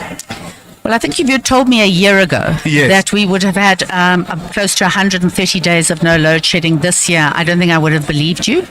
But the work that has been done by Eskom has been beyond phenomenal. So the planned maintenance that they have done has helped because that's stopped the breakages. I think also the amount of rooftop solar that's been installed by private people has helped because that's reduced the demand. But currently, Eskom's sitting at a 70% load in electricity availability factor, which has obviously made a huge difference because it just means that we have electricity to the extent that we actually had a surplus recently where we had too much electricity, I think for the first time since about 2015. So while it still remains a concern and we're not out of the woods yet, at this stage it looks very good that we will maintain this, particularly as part of the time that we have had this no load shedding has been over the winter months, which is notoriously bad for load shedding. So it's looking good for us. It's looking good. And then what are those challenges that you can say maybe are still outstanding in terms of keeping it to move away from us, the load shedding? We still have to increase our energy mix. We have to make sure that there is more energy brought online. We don't have sufficient to meet the current needs. We only have about an 86% penetration factor at the moment. We have mushrooming informal settlements. We're getting a lot of electricity loss through theft of electricity. That's creating the load reduction requirements because the electricity theft is putting a huge amount of strain on the infrastructure. Our infrastructure is old. As I said earlier, there's also a big problem with municipal electricity infrastructure. So there are still a number of challenges that we have in this country in terms of ongoing stability of supply. But these are going to have to just be addressed in a sort of formulaic way to make sure that we keep the electricity as it is now, but build up for electricity stability. Deputy Minister, you are speaking of electricity theft. How is your department going to and make sure that it alleviates the challenge of electricity theft as well as illegal connection of electricity? Well, Well, one of the problems we have obviously is the burgeoning informal settlements, and you can't plan for those. Yes. So it makes the infrastructure planning very, very difficult. So one of the things we're looking at, first of all, is electricity pricing, because obviously more and more people are going to start taking electricity where they can because they cannot afford electricity. So electricity pricing is a very, very big priority for us at the moment, to make electricity more affordable.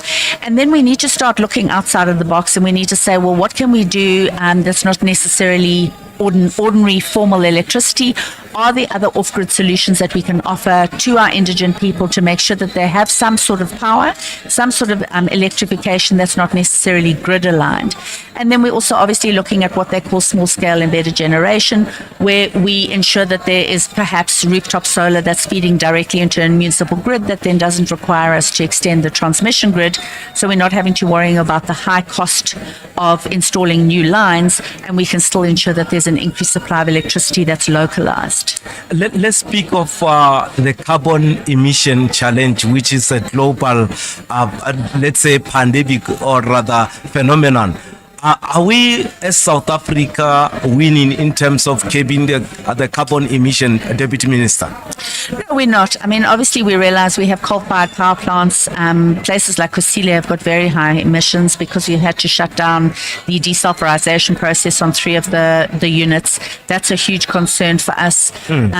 We currently are 1% of the world's emissions, which doesn't sound like a lot, but it's quite a lot for a semi-industrialized country like us. We're the highest emitter in Africa. So we have a lot of work to do to make sure that we do bring down our reliance on fossil fuels, and then in the same breath also look at decarbonization. Yeah, let's just focus on a just energy transition and future of the work seminar like this one we have gathered in order to address.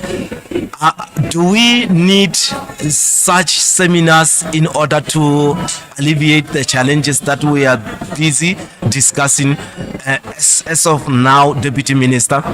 Oh, absolutely. At the end of the day, we cannot believe that the people in government have all the answers. There's not a chance that we have all the answers. We cannot do a just energy transition where we're really focusing more on the just than the energy. So we're making sure that the impact of this energy transition is not a negative impact on the people of our country. We can't do that without the inputs from people in the industry, from the educational institutions, from business, and from other role players and stakeholders. It's absolutely imperative that we get every voice speaking to this issue so that we can make sure that the decisions we take as government are feeding into what is required by South Africa and South Africans. We need to make sure that we tailor-make our just energy transition for South Africans and not based on international best practice necessarily. But in short, from government, Department of Electricity and Energy, Deputy Minister, what sort of last message you would like to convey to our listener and the attendees, as well as the scholars that formed part of the panel today? I think it's important for everybody to realize that the Department of Energy and Electricity is a new department that's been created in this new 7th parliamentary administration. The Minister and I have got a fantastic working relationship. We are a team, and we want to work with South Africans to find solutions to bring stability to our energy crisis and make sure that going forward we have affordable, accessible and available electricity for everybody in our country. Deputy Minister, thank you so much for making time in our program Mid-Morning Connection on TUT FM. Thank you so much. You are welcome. I want a photo of us sitting. The Mid-Morning Connection. Mondays to Fridays. 9 a.m. to midday on TUT FM. Kgosientsho on TUT FM.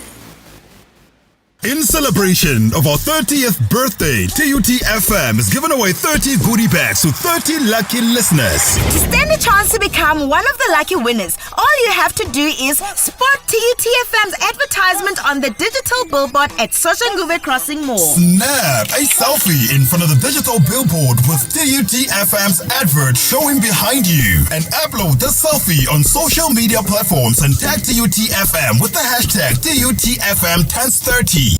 Hurry and participate because the competition ends soon. Winners will be invited to come take pictures with us at the TUT FM studios, celebrating 30 years Re'ovalewena Spitori. 30 years of being the sound of home. 30 years of amplifying voices and empowering lives. Stand a chance to win 40,000 Rand by voting the station that amplifies voices and empowering lives. To vote, visit www.radioawards.co.za and complete the online voting form. All votes are automatically entered into a lucky draw where one lucky winner will stand a chance to win 40,000 Rand cash prize. There is no limit to the number of votes you can cast. Competition closes at midnight on the 20th September 2024. Vote for TUT FM and stand a chance to win 40,000 Rand cash. The Mid-Morning Connection. Mondays to Fridays. 9 a.m. to midday on TUT FM.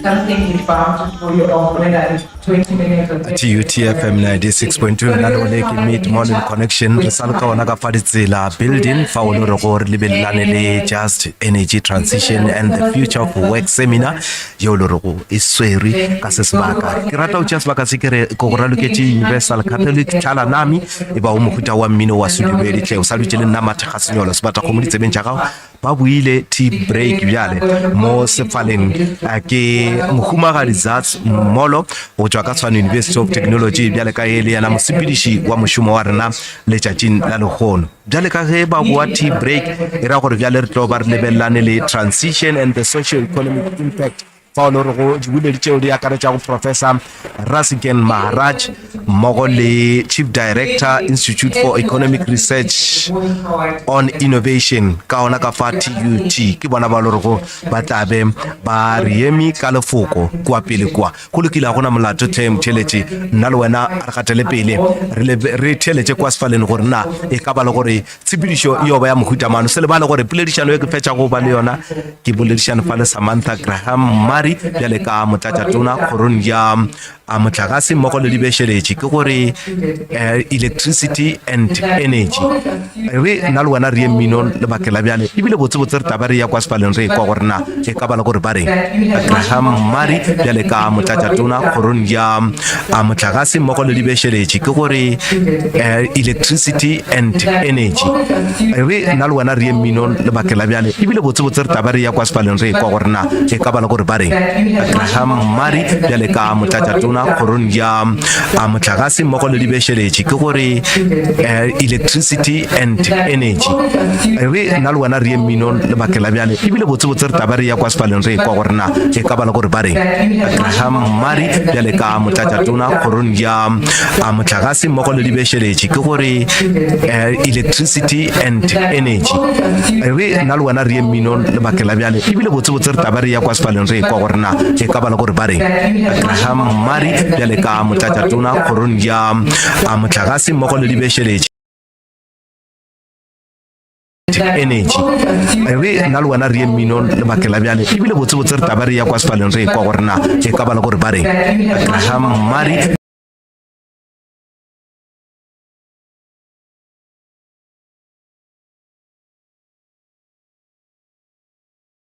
lebakela bjale ebile botsebotse re taba re ya kwa sefaleng re kwa gore na e ka ba le gore ba reng Graham Mari Rasiken Maharaj is the Chief Director of the Institute for Economic Research on Innovation at Tshwane University of Technology. lebakela bjale ebile botsebotse re taba re ya kwa sefaleng re kwa gore na e ka ba le gore ba reng Graham Mari Rasiken Maharaj is the Chief Director of the Institute for Economic Research on Innovation at Tshwane University of Technology. lebakela bjale ebile botsebotse re taba re ya kwa sefaleng re kwa gore na e ka ba le gore ba reng Graham Mari Rasiken Maharaj is the Chief Director of the Institute for Economic Research on Innovation at Tshwane University of Technology. lebakela bjale ebile botsebotse re taba re ya kwa sefaleng re kwa gore na e ka ba le gore ba reng Graham Mari Rasiken Maharaj is the Chief Director of the Institute for Economic Research on Innovation at Tshwane University of Technology. lebakela bjale ebile botsebotse re taba re ya kwa sefaleng re kwa gore na e ka ba le gore ba reng Graham Mari Rasiken Maharaj is the Chief Director of the Institute for Economic Research on Innovation at Tshwane University of Technology. lebakela bjale ebile botsebotse re taba re ya kwa sefaleng re kwa gore na e ka ba le gore ba reng Graham Mari Rasiken Maharaj is the Chief Director of the Institute for Economic Research on Innovation at Tshwane University of Technology. lebakela bjale ebile botsebotse re taba re ya kwa sefaleng re kwa gore na e ka ba le gore ba reng Graham Mari Rasiken Maharaj is the Chief Director of the Institute for Economic Research on Innovation at Tshwane University of Technology. lebakela bjale ebile botsebotse re taba re ya kwa sefaleng re kwa gore na e ka ba le gore ba reng Graham Mari Rasiken Maharaj is the Chief Director of the Institute for Economic Research on Innovation at Tshwane University of Technology. lebakela bjale ebile botsebotse re taba re ya kwa sefaleng re kwa gore na e ka ba le gore ba reng Graham Mari Resigan Maharaj is the Chief Director of the Institute for Economic Research on Innovation at Tshwane University of Technology.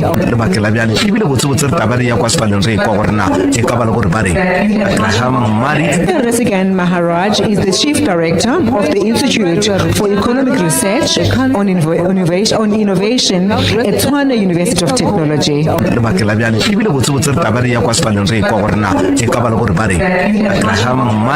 Resigan Maharaj is the Chief Director of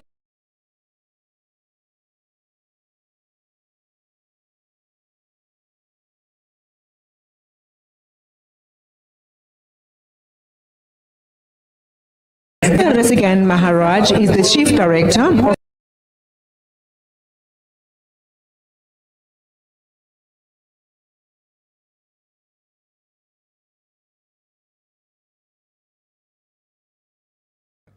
Resigan Maharaj is the Chief Director of come and attack me. Neither have I seen gold do that. But the system by which diamonds and gold have been extracted does create massive amounts of harm. Resigan Maharaj is the Chief Director of within which it's located. Neither have I seen so much of what I'm going to share with you but now, the system by which, as I was introduced to speak about socioeconomic impacts, will concentrate at the systemic level of harm and Resigan Maharaj is the Chief Director of within which it's located. Neither have I seen our contemporary conjunction, but the system continues to evidence the impact of combined and uneven development at the systemic level of harm. Resigan Maharaj is the Chief Director of as human beings. Our contemporary conjunction, but the system continues to evidence the impact of combined and uneven development at the systemic level of harm.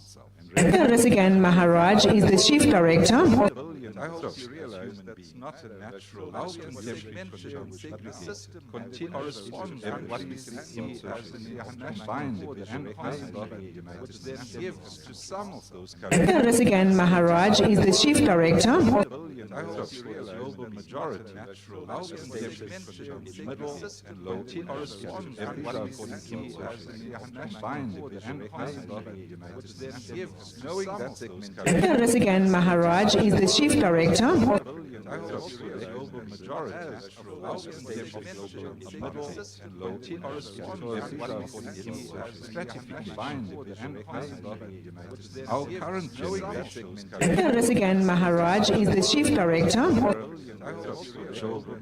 are witness to escalating genocide in West Asia, expanding humanitarian crisis in the northern and central. Our current generation Resigan Maharaj is the Chief Director of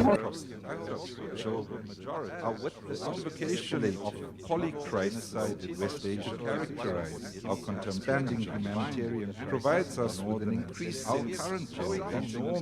Resigan Maharaj is the Chief Director as we lurch through geopolitical conflict of polycrisis in West Asia, characterized our contemporary humanitarian provides us with an increased Resigan Maharaj is the Chief Director as we lurch through geopolitical conflict of polycrisis in West Asia in both thought and deeds possible.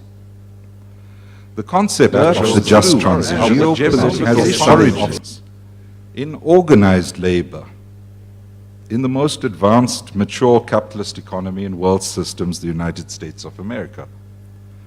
And the just transition arose in the late 60s and early 70s by workers in trade unions working with social movements who were concerned about the environment, but recognized the need to phase out industries that were causing harm to workers, the community and the ecology of the planet, while simultaneously providing pathways for workers to transition to other jobs.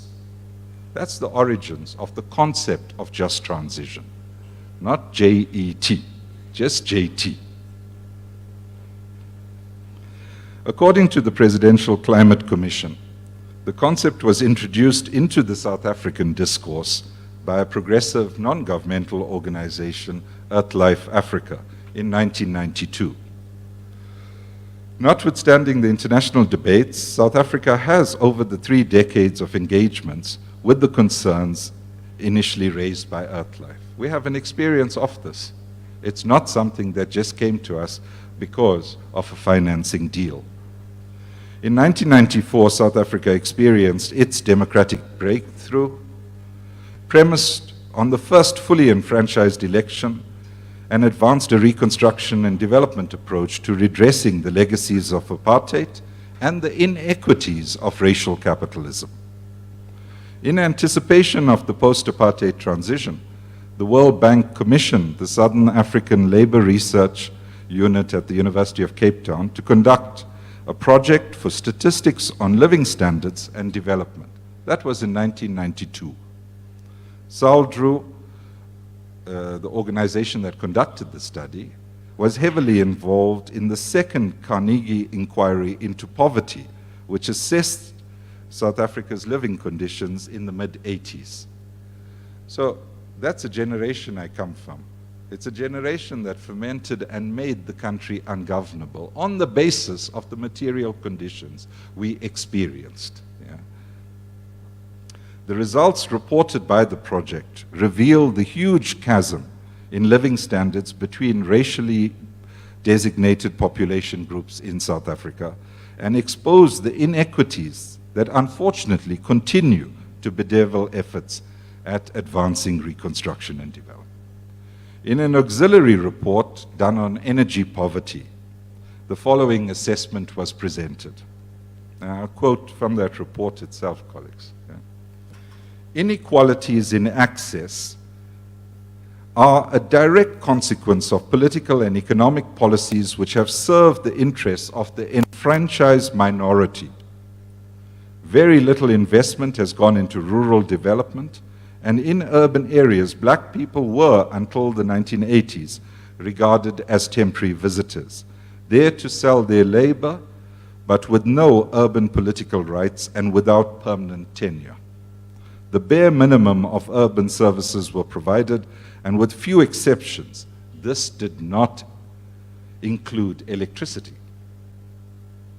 1994 was not that far away, is not that far away from us. In the subsequent 3 decades, much has been achieved with redressing some aspects of apartheid and the racial capitalist legacy inherited by the democratic South Africa. According to the World Bank, access to electricity has been expanded from 57.6% in 1996 to approximately 86.5% in 2022. Colleagues, I hope you appreciate this is a massive expansion, but it's important recognizing as of 1994, just over 50% of the country had access to electricity, and for the vast majority of black people, no electricity provision was afforded. The most recent General Household Survey by Stats South Africa provides us with the following empirical facts about our current socio-economic situation. The percentage of South African households that were connected to the mains electricity supply has increased to 89.8% in 2023. Yeah. Households with access to mains electricity was most common in Limpopo, 97.1%. Then Western Cape, 94.3%, followed by KwaZulu-Natal, 94.1%. I'm sure you're all going to be surprised because of our good a colleague who mentioned Gauteng's prominence earlier. The least common is Gauteng with 83%, and Northwest 85.3%. The decline in Gauteng, which is approximately negative 4.2%. That means less people have access now than previously, yeah, is ascribed, according to Stats South Africa, to the rapid in-migration experienced by the province and a rapid increase in household numbers. So this points to, I mean, are we actually planning for the numbers of people that we have in our country? And are we making provision for such demographic changes? It cannot be that we continue to be surprised that Gauteng is the biggest province and becoming bigger. 80.6% of South African households used electricity from prepaid meters, while 11.4% were billed using the conventional method. The percentage of main sources of energy used by households for cooking increased from 57.5% in 2002. Colleagues, that's just 2 decades ago. Yeah? It was just over half South Africa's using electricity for cooking. It's now 76.9%. Yeah? While the use of paraffin, coal, and firewood declined notably since 2002. Yeah. No, these are things that we really need to recognize as part and parcel of our expansion. Yeah. If you come from the communities like I do, that was the prevalent form in which energy was delivered to cooking. Notwithstanding the massive expansion in access, the South African energy sector has been confronted by challenges of transiting to less carbon-intensive electricity generation, whilst maintaining the supply, the current supply, with the pun intended, to households and enterprises. Thus, at a national level, 77.5% of households experience load shedding every day, while only 7.9% did not experience any interruptions last year. Daily electricity interruptions were most common. Well, you can expect this. The province with the highest level of connectivity, Limpopo, 89.6. I'm saying these things in a form I hope we appreciate. The numbers matter, people. And that's why we need to pay attention to it. Gauteng was second, 78.9%, then Western Cape, 78.8%. The least common, in other words, those that experience the least load shedding. I'm looking around.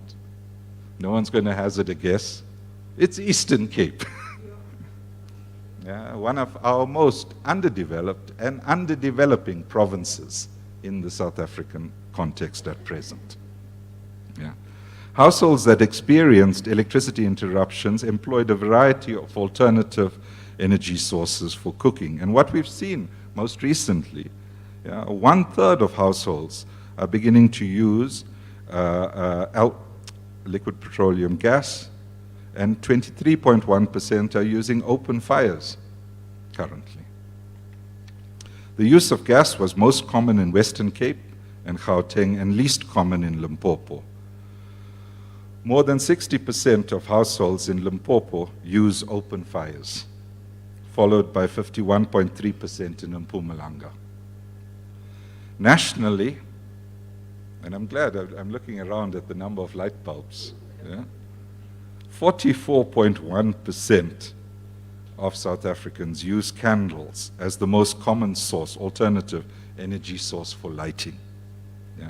Followed by rechargeable flashlights, torches, and lanterns, and increasingly even the mobile phone as the source of light.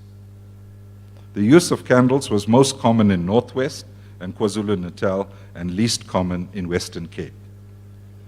Rechargeable flashlights was most common in Western Cape, Limpopo, and Northern Cape, with just under 20% of households in Eastern Cape still using paraffin lamps for lighting.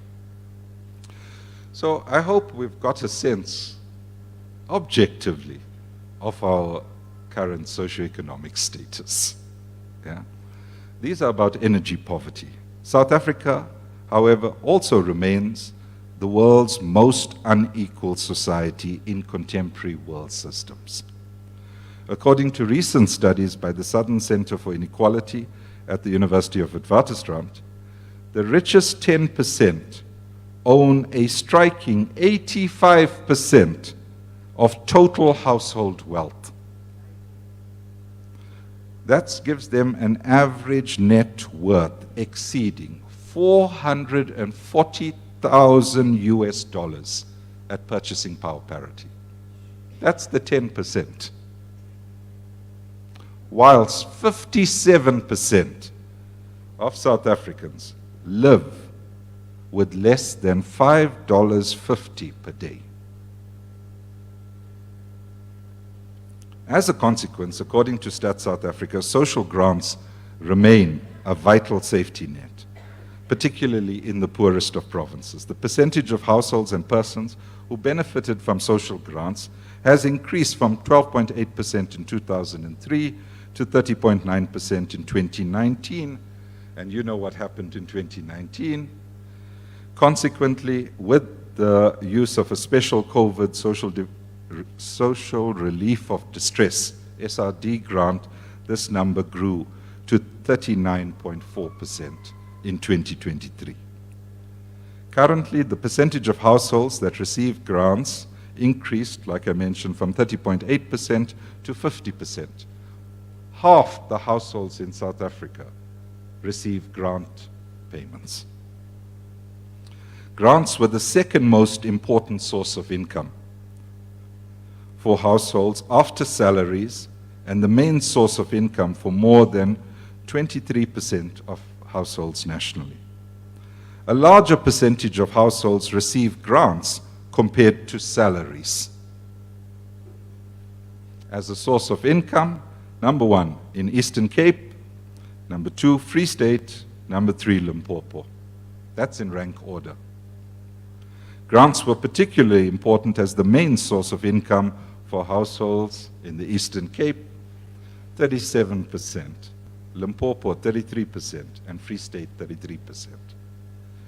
So it's upon these empirical facts that we can consider that I would really encourage, especially after what I witnessed in the earlier session as well. While JET may be the focus of our discussion, let's consider just transition. Why am I saying that? It's because I mentioned the notion of polycrisis. Energy and electricity is an aspect of it, but we need to understand it in the context of the other crises affecting South Africa. Yeah? And therefore, if you don't mind, I want to encourage that we expand the remit of just transition beyond the non-trivial aspects of energy.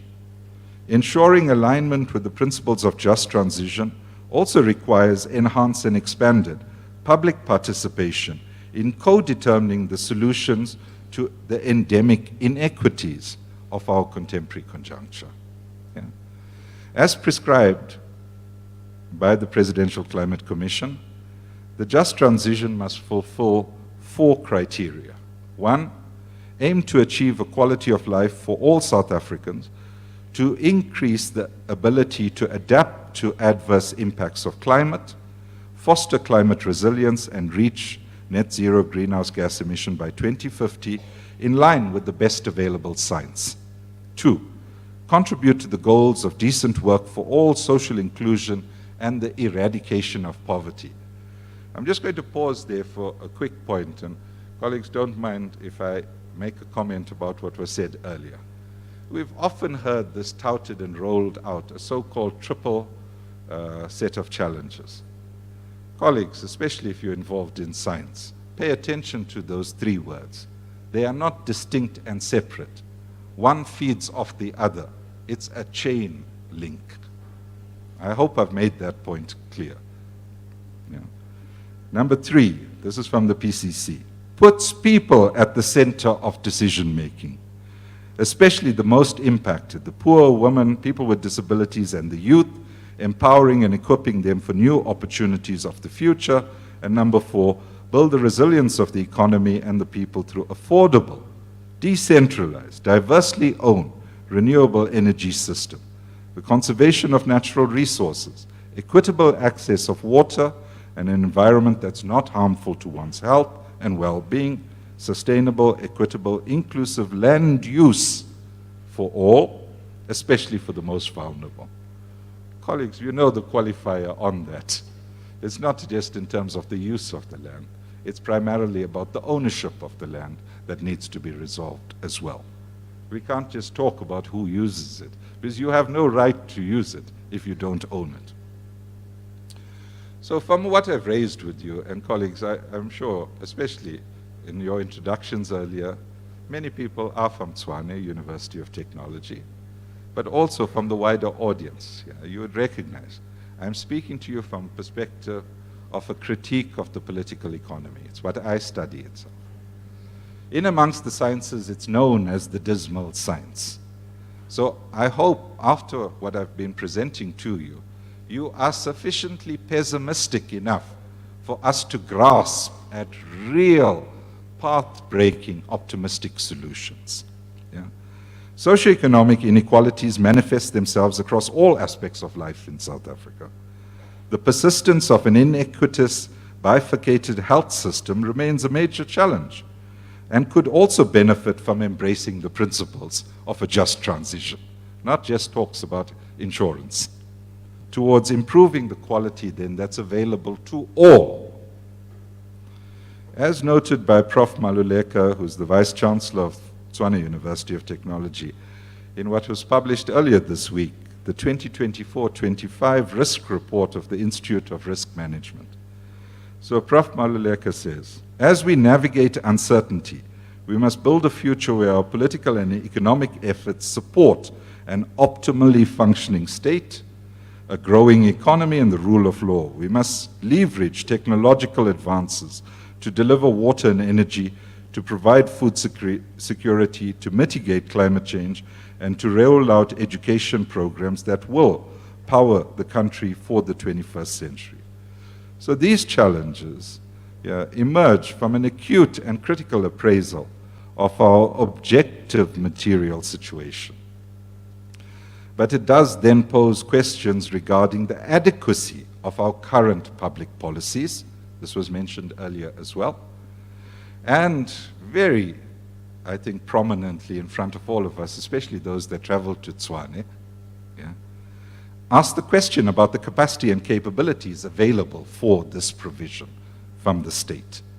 What's not been hollowed out is something that we need to relook at. It's therefore important that we note that other public infrastructures, including water and shelter, would also benefit from radical transformation and would contribute to significantly improving the living standards of all South Africans. My good colleague that introduced me earlier was speaking about how cold it is here. It's not just that it's cold here. Look at this building. Is it adequately insulated for the type of weather we are experiencing? And I must tell you, that was the first thing I did. I looked up and I realized, hey, all the heat that we are generating is vanishing through the ceiling. So it gives you a sense, this is much closer to home than just throwing stats out there about things, The post-school education and training system must rise to the intellectual responsibility of investing adequately in progressive research and development, which seeks to provide solutions to the realities of everyday life in South Africa. It's not, as Prof. Mashupe was telling us, the areas that they are most comfortable with researching. It is the stuff that's uncomfortable that demands our attention. It is on this basis that the current declines in gross expenditures on research and development must receive more critical attention. Colleagues, from what I heard earlier, there's a bigger demand on us doing better science for the type of challenges facing us. But how many of you are aware that in terms of currently what's in front of us from the National Fiscus, National Treasury, Reserve Bank, etc., talks of austerity, and this very sector called higher education faces 5 billion rands of cuts in the immediate financial year. How is it that we are expected to deal with just transitions, whether it's energy or not, under the continued onslaught of such austerity measures? Because this is not an expenditure that disappears. An investment in research and development, the creation of new knowledge, all of us are part of that. Our enhanced capacity, therefore, to mitigate, adapt, all of those things become possible. But it needs the investment. It is not a recurrent expenditure, as maybe some are seeing it. Maybe there's too many accountants and not enough economists doing this work. With us failing to achieve our stated goal of 1.5% of gross domestic product invested in research and development, we are also witnessing public budget allocations enwrapped in austerity measures that imperil knowledge creation, which is critical for a just transition. But it's not just about us and our just transition. It's also that we keep pace with other countries that are not under the same regime, who are pushing against research frontiers and achieving breakthrough results, not just in energy generation, such as fusion technology.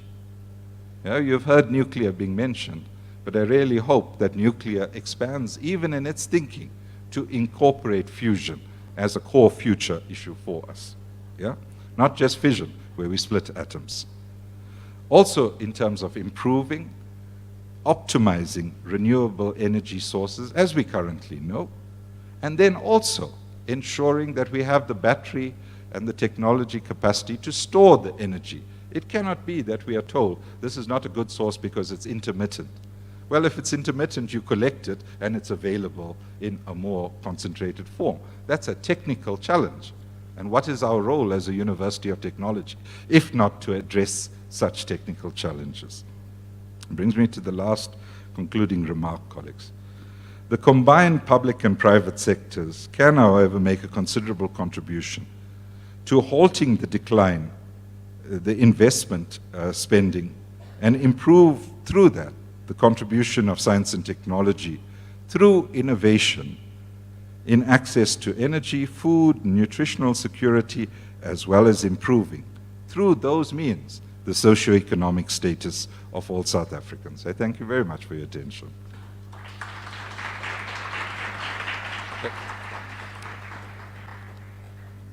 Thank you so much, Professor Maharaj. I think, usually when we speak about what you've done, we often say, you've just popped my bubble. I am generally a very optimistic person, and I would like to believe that it was really your purpose to come and pop our bubble this morning, but also to remind us of the sobering facts of what we live with in South Africa, and as well as the conditions that we continue to live in South Africa, and also to make sure that in whatever the decisions that we make to move the country forward, we are very sober and are aware what is actually the status quo that we're living with and we continue to live with. And as a person from the Free State, and I know people from Limpopo and are also sitting there thinking, and Eastern Cape. And you see, for me, it's double jeopardy because my mother's from the Eastern Cape, I am from the Free State, and I have friends from Limpopo. We're sitting here and we're thinking, we didn't realize it was that bad. But it is, nevertheless. But thank you so much for those facts. And as we continue with our program, I just want to make a quick check. Do we have Ms. Sandra Khoza in our midst? If you're here, please just wave. Oh, she is here. Okay. Ms. Sandra Khoza is going to be talking to us from the COSATU perspective and trade unions perspective to say, how do we move the country forward? We know that as we transition, what is the support as well as that we have from the trade unions? I mean, oftentimes, I'm not sure if you were here, you heard some of the comments and as well as the submissions that were made by some speakers is that we have an issue of skills shortage and scarce skills as far as energy is concerned. And maybe it is the conversation that as the trade, you would like to assist us as to say which direction, what are the policies look like, and what is it that we have to employ to make sure that we move forward swiftly. And before Ms. Sandra comes, let me just introduce Mondays to Fridays, 9 a.m. to midday on TUT FM. TUT FM 96.2 lenaneo le ke Mid Morning Connection re sa le mmogo ka wona ka fa moakong wa Ditsela ka Hatfield Pretoria motheletši lenaneo la rena ke la o ikgetha bjale ka re tlile mo go Just Energy Transition and the Future of Work re ka fa Institute for the Future of Work fa o lo re go re lebelelane le Just Energy Transition and the Future of Work seminar motheletši mo sefaleng go fetša go sepela fa yo a fale re bile le polelo yo lo rogo e abilwe fa ke kgaitsedi yaka a ke manna sena Princess Mtombeni bjale ka motlami wa lekala la go tsebja ka Africa for Nuclear na le yena ka fa diphapošing tša gašo kgaitsedi yaka good afternoon. It's afternoon, right? Good afternoon. Yeah, good afternoon and welcome to Mid Morning Connection on TUT FM. Thank you so much, Mate. Swane and the entire South Africa because they can catch us on www.tufm962.co.za. Let's start first from your presentation. You were focusing on the transition and the future of work. Can you unpack on that? Thank you so much. Yes, I was focusing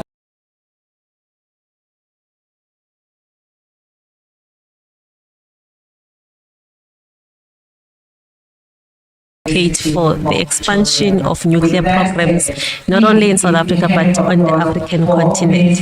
But then, as an ordinary South African, what does that mean to you? It means that we looked at this just energy transition and we looked at how it can satisfy not only the transition process but also how it can be just, by just meaning that it does not leave anyone behind, and especially the goals of the National Development Plan of South Africa, which is industrialization and development. Yeah, and looking at your organization Africa for Nuclear, I am aware that nuclear is produced in Africa, but the countries that use nuclear, like in fact, uranium that is used for nuclear weapons is produced in Africa. And mostly countries like Iran and South Korea, they've got nuclear weapons. So as Africa for Nuclear, what is your role to make sure that Africa doesn't fall as a prey from other countries such as Iran and South Korea? Oh, well, let me first say, as an African continent, we have a treaty, we signed a treaty.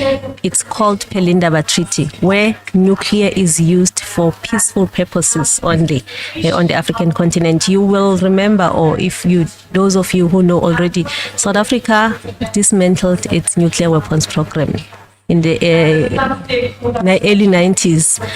So we do not use nuclear or even our uranium as for nuclear bombs. But now let's unpack the uranium part of it. Yeah. Yes, 10% of the world's uranium comes from Africa, which is Namibia. Yeah. Even though South Africa also has uranium. But the uranium that you get, particularly from the mines, it's not the kind of uranium that can explode. So it needs to undergo many processes before it can be a uranium-238, which can make bombs. But the uranium that is used in the nuclear power plants is not the uranium that can make atomic bombs. Yeah, and from your input during the panel discussion, you mentioned a very critically important aspect in saying that renewable energy, yes, we can say it's needed, but you have cited an example of mining. You mentioned that the mining, for a miner to go deep in the underground, you need a real electricity. Can you elaborate on that? Yes, I can, definitely, because oftentimes when we speak about this just energy transition, we just speak from a high-level perspective. Yeah. We do not look at the energy transition holistically, what it takes to transition. And in South Africa, if you can check the Just Energy Transition Plan, it says we need more renewables, particularly wind, solar, and battery energy storage. But how do you make those three things? Number one, for wind, you need wind turbines. Those huge things that you find that need even a lot of land. You need solar panels for sun. So in order for you to have those things, you do not need those things to manufacture those things. You can't manufacture solar panels using solar panels. You need high density electricity. And if you can check, most of those components, they come from China, and China is the highest polluter in the world of of carbon emissions. Why China is the highest polluter? Because they have to manufacture these things for us. And when it comes to battery energy storage, you need lithium, and that lithium comes from DRC. And if you can see the injustices that are happening in DRC, where young kids, very little kids, have to go dig the mining, those lithium mines. So it means that this transition is not fair if we're going to talk about it on a high-level perspective. We need to see who is suffering for the people to be able to transition. And most of the people who are suffering are Africans. Now, lastly, to talk about the mining sector. Yeah. So the mining, you need electricity, high-density electricity for miners to mine. Where do you get that electricity? You get it from dispatchable power sources such as coal, nuclear, and gas maybe. So you cannot send a miner down the shaft with renewables. Yes, especially the intermittent renewables. We also need to specify what we mean by renewables. We do not mean only wind, solar, and battery energy storage. There's hydro as well, but as you know, South Africa, we have limited capacity for water hydro. Our water comes from Lesotho. Let's look at the role that your organization plays in terms of. I can see that South Africans they can see in their naked eyes that illegal mining is a challenge in this country. What sort of role does your organization Africa for Nuclear play in order to curb such? Africa for Nuclear is actually mainly a campaign that promotes nuclear as a key contributor to achieving Africa's agenda for sustainable development. And so in terms of legal mining, that's not our role. But when it comes to where nuclear is involved, especially uranium, we are already regulated as an industry, nuclear industry. We have an international regulatory body, the International Atomic Energy Agency. We have the local one that regulates the whole nuclear industry, which is National Nuclear Regulator in Centurion. So those are the organizations that make sure that as we, operate in the nuclear space, people are not affected by radiation, and the environment is also not affected. So our industry is well regulated. Yeah. And lastly, let's look at the Koeberg power station. Are you satisfied with the level of electricity generation in the country, as the country has been faced with load shedding from last year and the years previously? Actually not, because Koeberg only gives us around 5% of our total electricity, and it gives half of the Western Cape community. They get their electricity from Koeberg nuclear power plant. And can you imagine because Koeberg has been operating reliably so, and now providing the cheapest electricity, cheaper than coal per kilowatt hour, for 40 years. Imagine if when nuclear was introduced to us in 2016, 2017, if we started then building another Koeberg, where would we be now? We would have solved another half, of West Cape community in another province, be it in the Eastern Cape or in KZN. So it's not, especially again, the world is going nuclear. As I said to you before, that over 25 countries last year in December at COP28, they signed a pledge to triple nuclear energy capacity in their own countries. So now South Africa has been the only nuclear power player on the African continent. Currently, the Egyptians are building a power plant that is even bigger than Koeberg. Yes, so it's not, and I hope that the current IRP draft, the IRP 2023, is able to address that tripling of nuclear energy capacity in South Africa. But in short, just energy transition and the future of work seminars such as this one and its significance. Looking from the panel discussion that you really had, what sort of last message would you like to convey to our listener at home as well as the attendees of this particular seminar? I seriously want to say to South Africans, the times for us to be excluded in such discussions is over. Such discussions are not for academic people only.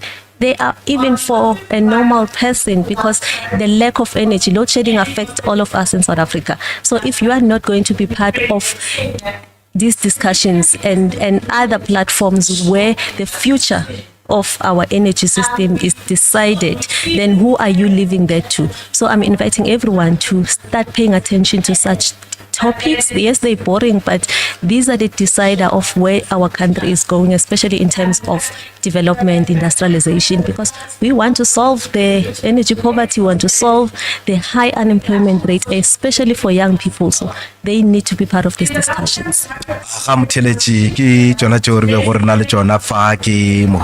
Princess Mtombeni bjale ka motlomi wa lekala la Africa for Nuclear go ile gore tlotlo ya baswa ba go sebe le meshomo ke se o le go ke tlotlo yo a lebeletse go ka le itlola ntšhotsho ka letlhakoreng le lengwe le taba ya gore baswa ba swanetse gore ba tšee karolo tabeng tšao go swana le dipoledišano tša go swana le yona ye re nago le yona le gone a se a di rutei fela go ba di academics bjale ka ge a fetša go tlhaloša fa kgaitsedi Miss Princess Mtombeni, founder of Africa for Nuclear. Thank you so much for making time in our program on Mid Morning Connection on TUT FM. Thank you so much for having me. You are welcome. On TUT FM.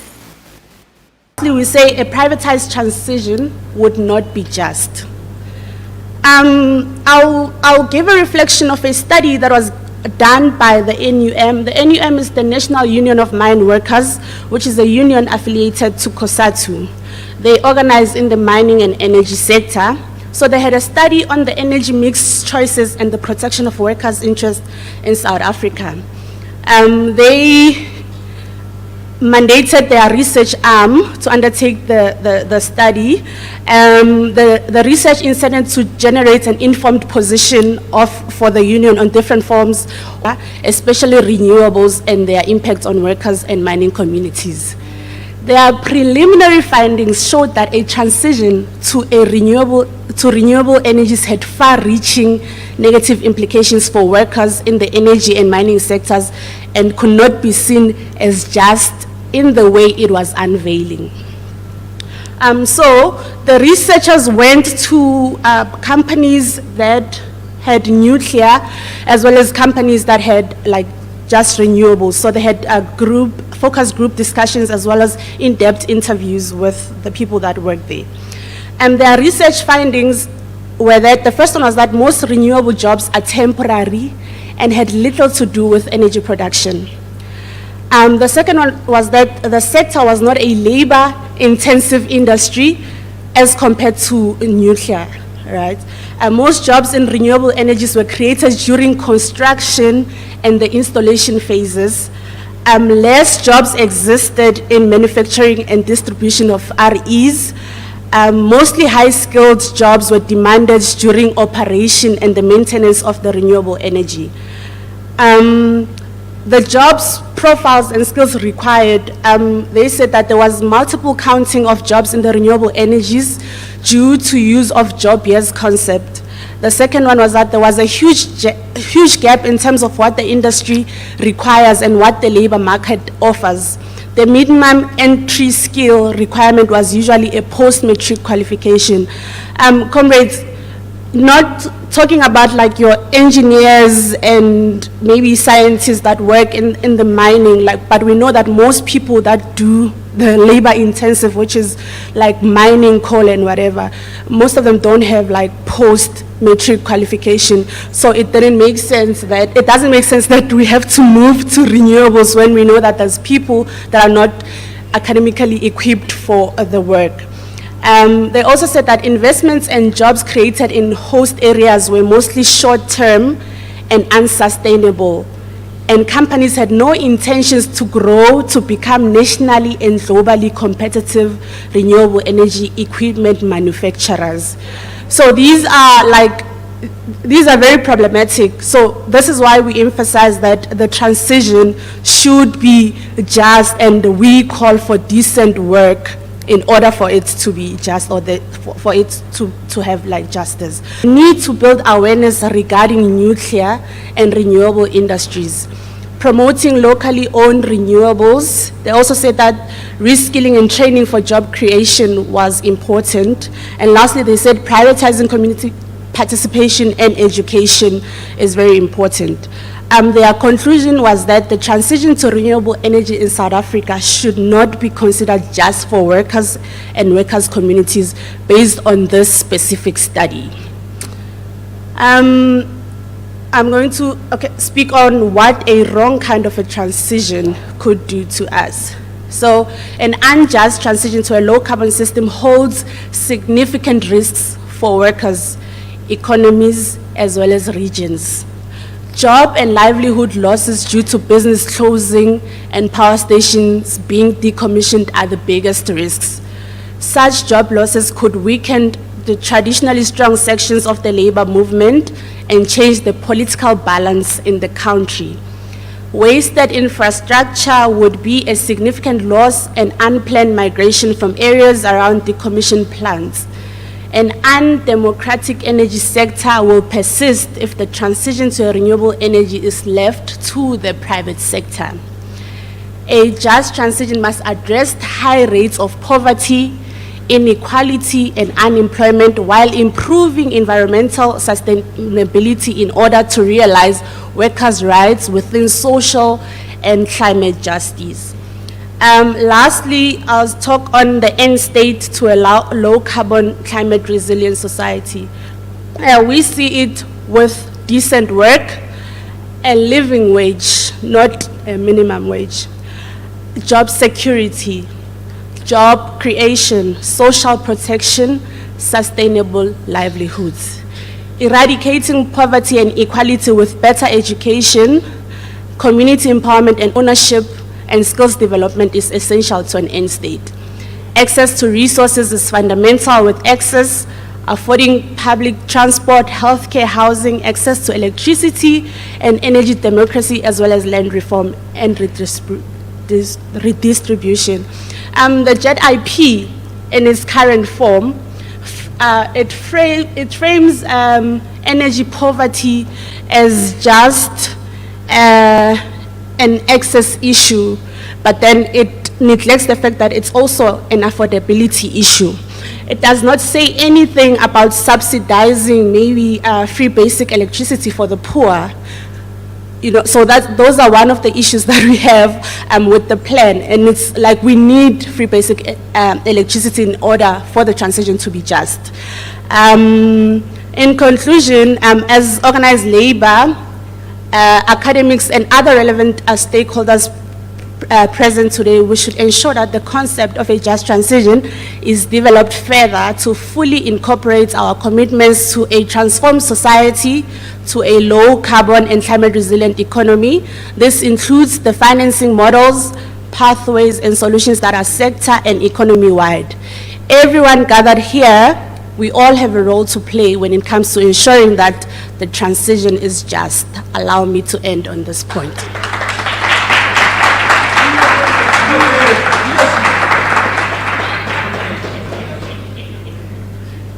Is this the part where I say, Amanda? No, the future of South Africa is in safe hands. We can safely say that. And I think Ms. Khoza is really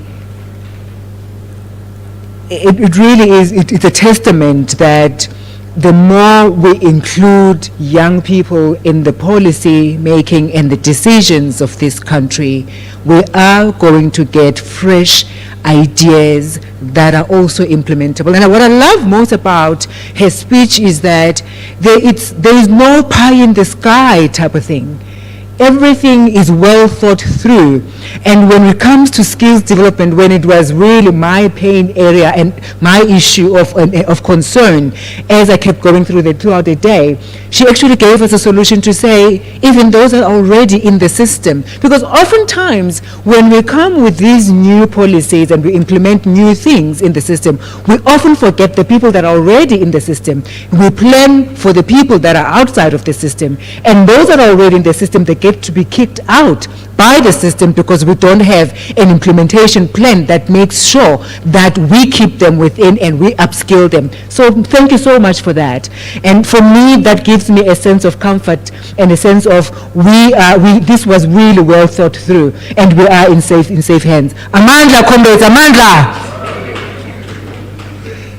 We are really moving on swiftly as well. We're going to be moving to our last speaker for the day before we just head to a short panel discussion as well. We have really none other than Mr. Ntutuzelo Kubethuka Mdledle. Let me say it again. Mr. Ntutuzelo Kubethuka Mdledle. I said it properly this time. And he's going to be talking about JET and the relevant skills. Mr. Ntutuzelo Kubethuka Mdledle is an entrepreneur who has pursued business ventures in mining and energy. He is a founder of Lukosi Capital, a corporate and a transaction advisory company that is based in Johannesburg. A naturally inquisitive Afro-optimist, Ntutuzelo Kubethuka Mdledle is also involved in South Africa's energy transition through his role as the conference director of the African Critical Commodities Conference. In this role, he works to ensure that African countries maximize their role and deepen their participation in the global JET value chains and furtherance of Africa's industrialization agenda. In addition, he is also the co-founder of Smart Base Materials, a startup focused on creating local mineral processing clusters in the main production regions where nickel, manganese, and vanadium are concerned. Thank you so much, Mr. Mdledle. Over to you, sir. Please give him a round of applause.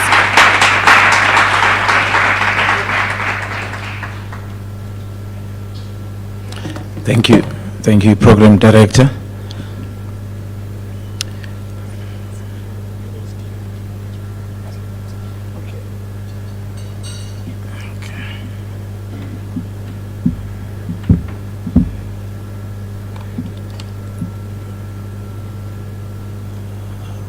Where's my screen? Okay. Honorable Minister of Energy and Electricity, Dr. Kgosientsho Ramokgopa, Deputy Minister Samantha Kreme, Dean of the Faculty, Professor Mase Rumule. I'm from the southern provinces. We struggle, but we practice. Chief Director, Professor Maharaj, the Commissioner of the Presidential Climate Commission, Mr. Mbodi, Director of BUSA, Mr. Happy Kumbula, and my colleague in the energy space, Ms. Princess Mtumben, and of course my comrade there, Umakoz. Good evening, colleagues. I actually came here with a written keynote, but I think as the program was advancing, I had a concern here. I was looking at the audience, and a lot of them are young people like me. Now I say like me because I'm still 34. So I felt that, you know what, in the interest of ensuring that young people actually leave today's program with some ways of connecting to the GET, let me just throw away the keynote and give quick highlights on some of the issues that I think the minister, perhaps for strategic reasons, he could only allude to and couldn't actually drill into. And I felt we'd benefit from that. And then with your permission, Program Director, what was supposed to be a keynote will then be a presentation with the intention of showing young people or surfacing to young people some of the actual opportunities that are in the Now I'm confused whether to call it the just energy transition, or the just energy transition IP. And I think it's part of the confusion that's been happening nationally, really, and it's what has contributed to this incessant debate. We've been debating, I do not know for how long. We debated nuclear until the world stopped using nuclear. I remember when Fukushima happened, we were still debating. Then the world said, no more nuclear. Then we stopped. And then we came back, we said we're coming back to nuclear. Then the world said, no, South Africa, we're not going there anymore. It was labeled a fundamentalist at the time when, with the previous IRP, excluding the IRP 2023, when it was published and there was an inclusion of nuclear. In the media, it was reported that the Minister of Mineral Resources and Energy has left a back door in the IRP. A back door for what? And of course, the implication there was, what they sought to imply is that it's a back door for Russians. But really what that was is what Europe essentially decided last year, which is that you cannot decarbonize your economy without serious base load capacity. And again, for the interest of the young people in the room, you've had conversations around energy, electricity, and all of that.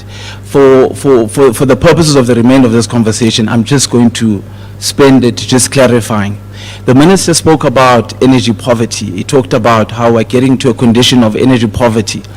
And I recall specifically highlighted that in the past couple of years, electricity prices have gone up by 400%. Let me just tell you, they are actually going to increase even more than that in the sort of like medium term, because they have to increase, because we need to invest in our electrical infrastructure. A lot of the previous rates that we used to pay historically, in terms of the cost that you pay as a South African for each kilowatt hour of electricity, that we call units, when you exchange your money for wind. So you'll continue to spend 50 Rand, but over time, the units will get less and less. I'm not sure, for those of us who are young, you'd recall that keep prices don't go up. The only thing that happens is the packet gets smaller and smaller and smaller. That's how it actually functions with electricity. Unfortunately, because, and this is, by the way, a program director, another reason why I chose to change my keynote. There were 3 questions from the audience, and I think from 3 ladies, about energy efficiency. Because I could tell from the question is we're already in the value chain, how do we plug in, and what is our role? And immediately I just realized, no, keynote, you're no longer relevant. We need to speak to the young people that are here and want to actually participate, and don't want to be told that this thing is coming, it's going to be fine.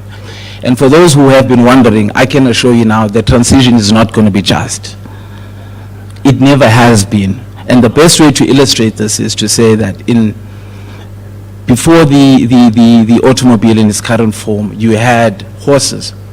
And then if you're a wealthy person, you were so wealthy you didn't have to, drive your own horse, as it were. So you had a horse and then you had a carriage. So it meant if you have to have a carriage, you need to have a driver, automatically. Then you had car bands with the innovation of the internal combustion engine. Suddenly now you no longer need the actual driver. So imagine someone coming to you saying there's going to be a just plan for carriage drivers because we're going to internal combustion engine. That's why you're getting a lot of resistance from COSATU. You're getting resistance. I can tell there's a lot of worker background there in Professor Maharaj. Just with his language, you pick up that you can tell, I suspect he was probably part of the UDF in his earlier years, because of the sympathies that he has. He speaks of workers, he speaks of academia, and he speaks of the role of academia. And my concern, again, sitting there was, but academia is here and we're not telling them what to actually do. So I'm no longer going to necessarily engage on the input, but I want us to focus on one critical aspect. He also spoke about energy sovereignty.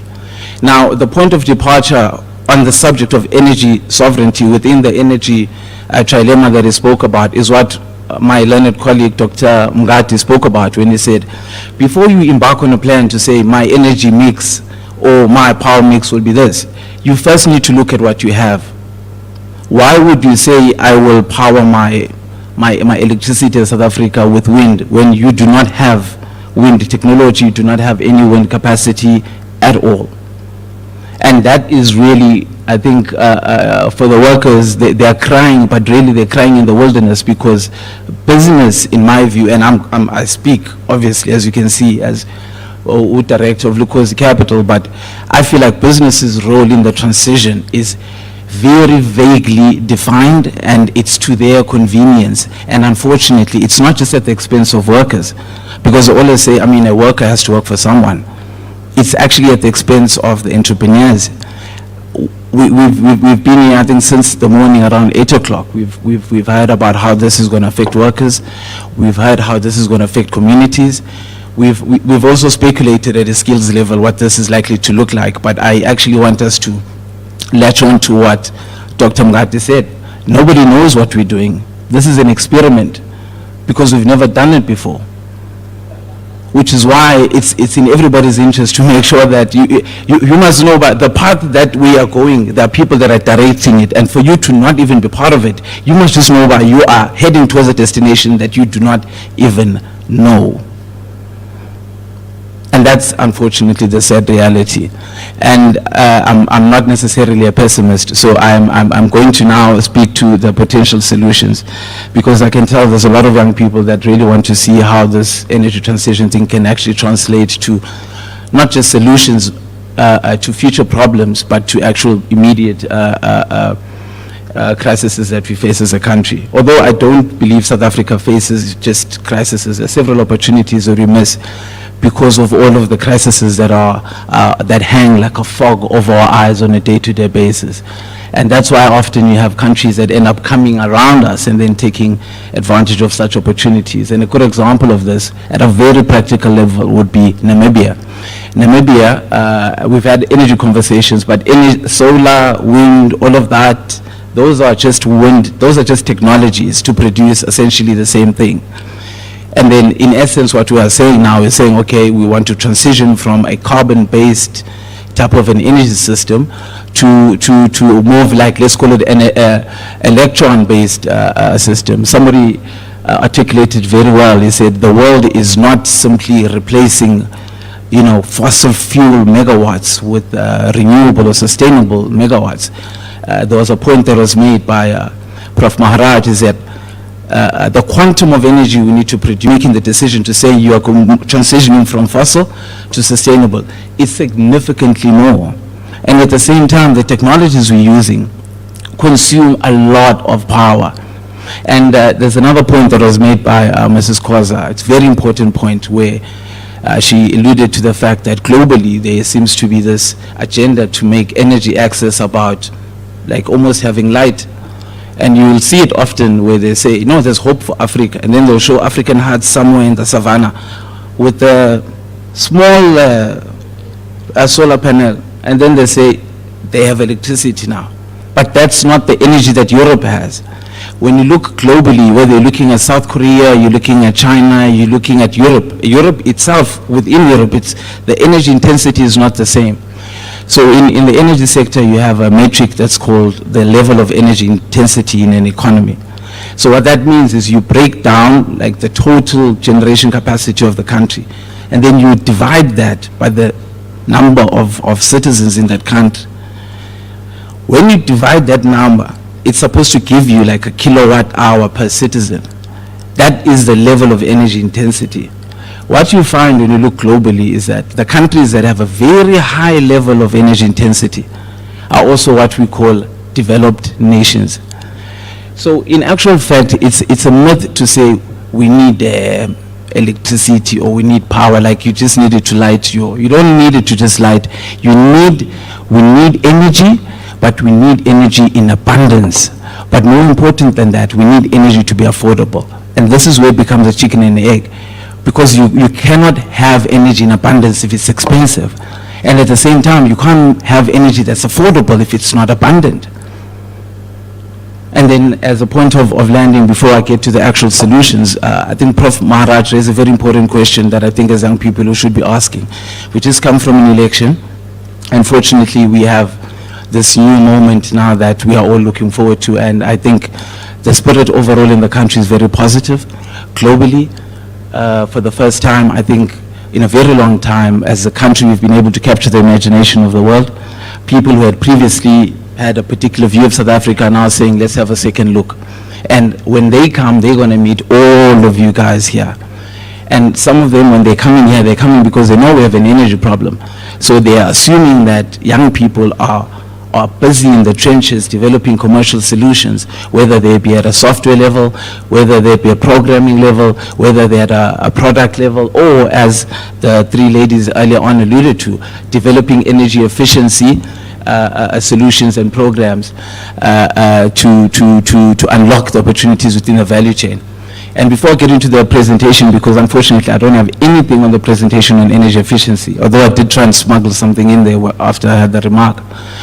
The importance of energy efficiency from the perspective of a young person who has an interest in energy, I'm going to explain why it's important. Energy efficiency is the easiest entry point for any entrepreneur that wants to get into energy. It actually starts at what you call an energy audit level, where we can almost do it in your own household at home or even in your own apartment, where you look at each electrical appliance that you have, from a cell phone, your laptop. They all have ratings written at the back. And once you're able to do an energy audit, there are free online courses and all of that. I hear people talk about a skills mismatch, all of that. That is a myth. In South Africa, we have what we call a PV green card certificate. That is a certificate that legally, if you have it, you possess it, you can install solar panels for an insured household. Meaning if somebody has a bond with Standard Bank, as long as you have a green card, you can be paid and that house will be fully insured. The only requirement for that is a 2-week course, and you only need to be supervised by somebody who has a wireman's license. That is not a high-level thing. It doesn't require a diploma, and that is an entry point. Energy efficiency entrepreneurs are the energy audits, and they solve the problem that the minister was talking about, the 400% increase in the electricity price. Because before I actually want to spend money to put up a solar plant to reduce my carbon emissions, I must first deal with the waste that Prof. Maharaj was talking about. And these are very simple opportunities. So I'd really urge, especially those that know the three people that talked about energy efficiency earlier on, to ask them to share the opportunity, because when we looked at it at Kgosientsho capital level, we were looking at energy project development, we were looking at energy storage, specific technologies within energy storage. But the one area in the market where it was so clear that here, within a space of less than 12 to 18 months, you could probably have 10 to 50,000 entrepreneurs, was within the energy efficiency space. So I'd just like to encourage everybody to just Google that. And as a point of reference, unfortunately, there's a deputy minister here for all of us. The ESCOM previously had a program. They called it a demand-side management program. And again, I'm trying to be as practical as I can. Some of us will remember, I'm not sure how many 2000s are inside the room, but there was a time when ESCOM was literally going to people's houses, removing light bulbs. And these were free light bulbs. The only way that makes sense, and the only way that made sense, was because ESCOM knew that it actually was cheaper for them to go and buy globes, take globes outside of people's homes, and then put those globes, which are the modern globes we call the fluorescent lights of the kind. So within the energy efficiency vertical, there are opportunities at the household level. There are any business that uses electricity, there's an opportunity at a business level. If you can imagine an industrial firm that has an electric bill of 150 to 450,000, for you to even cut that electricity bill by about 20-30%, that's economic value. And the whole energy efficiency model is based on that. You never actually charge a customer. You actually share in the savings. And you don't take all of the savings. But again, I'm just trying to be a little bit practical so that young people can have something at least to latch on to. Because I feel like if a young person can be introduced into the energy space from the perspective of the energy efficiency startups, that I would really like to encourage, Prof. I hope you run with that program internally within the institute, is you have the full sight of the whole thing. So you are able to actually ultimately develop what is ultimately a just energy transition plan for that home, for that business, for that firm, or for that mine. And those are opportunities that you can actually do yourself. You wake up in the morning, you walk in the door, and you say, I want to audit your energy efficiency performance. And again, Deputy Minister is here.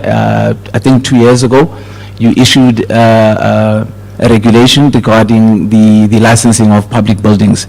So all public buildings now, that's an opportunity that the government has actually created, and that energy efficiency suppliers are now supposed to certify all buildings, indicate their rating.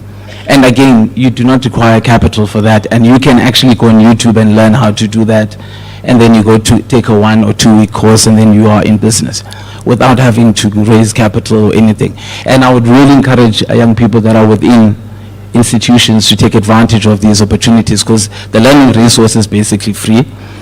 And then, because if you pick up the skill and the expertise, you pick up a couple of clients, you can be able to establish yourself in your home market potentially, or even establish a business. Even if it's not in energy efficiency, you would be within the energy value chain. Okay, so thank you. As I land with my eight slides quickly. So Smart-Based Materials, it's a startup. We don't have any revenue. It's 2 years old. We've never made any money. It's just always been going out, and we've gone through periods of we talk as a board, and then we go through months where we say there's another project and all of that. But we're quite comfortable with that, because as a company that's led by, I was still much younger at the time, we took the view that we need to, and I would like young people to have this context as they engage with this global energy transition. We took the view that given that some people have already started, you had IPP projects that are already out, the grid was still not constrained, people are still talking about the golden era of renewable energy. IDC published a beautiful document in 2010, they called it Green Jobs. They estimated, I don't know how many millions of jobs. Funny enough, a proportion of that was supposed to be from within the energy efficiency sector, but they never materialized. And it's for that reason that I felt, let me throw out the keynote and then say, let us individually just pull the thread of energy transition, however way we want, in whatever sector, in whatever vertical that we want, until we actually find ourselves, going down further and further deep down the rabbit hole, so that we can be able to unlock and uncover those commercial opportunities. Because I promise you, you'll see here that we actually do have that. So as a company, we are a South African company, and we felt that we need to identify ways that as a company we can be able to contribute constructively to the issue that we face. And obviously for us, again, we haven't characterized the issue as we don't have electricity. The electricity is there, even with the load shedding issue. The load shedding issue is not really a supply and demand issue. It's really a supply and demand issue within a given time frame. In the energy sector, there's something we call a duck curve. So what it means is that the minister, again, earlier on talked about the grid operates at about a frequency of about 50 hertz. But what it means is that, now this is where the issue of technologies comes into play, which is why I'm not going to talk about just anything. When with the current grid system, the way it's designed, the electric system globally was designed based on what you call a centralized production model. That's a system where you have a big power plant, whether it's a hydroelectric power plant, it's a coal power plant, it's a nuclear power plant, but you have this huge area. You have this one area where you have this huge source of production. Then you develop a massive national, what you call a transmission infrastructure that covers your regions, and then once you've covered your regions, once you get into local municipalities and metros, you then have what you call distributors. An example would be City Power. But City Power is a distributor and a producer at the same time, in that they actually also procure their own power independently. But what we picked up is that in the early 90s, because Eskom was so good at building power stations at a very fast pace, the South African government embarked on a commercial model of saying, Southern Africa needs to develop as well. That energy intensity argument I made earlier, they said Southern Africa SADC should benefit from this. So with the wisdom of the leadership at the time, they literally actually went and invested in transmission infrastructure in the SADC region. effectively saying that we want to not just produce electricity, but we also want to sell it into other African countries.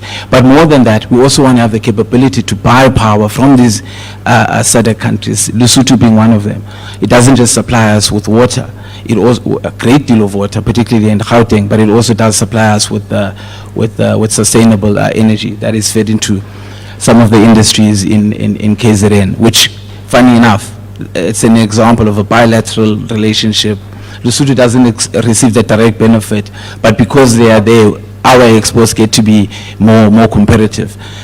For instance, the aluminum smelter that uses the hydroelectricity from Lesotho, and Lesotho people never see that aluminum that actually comes from there.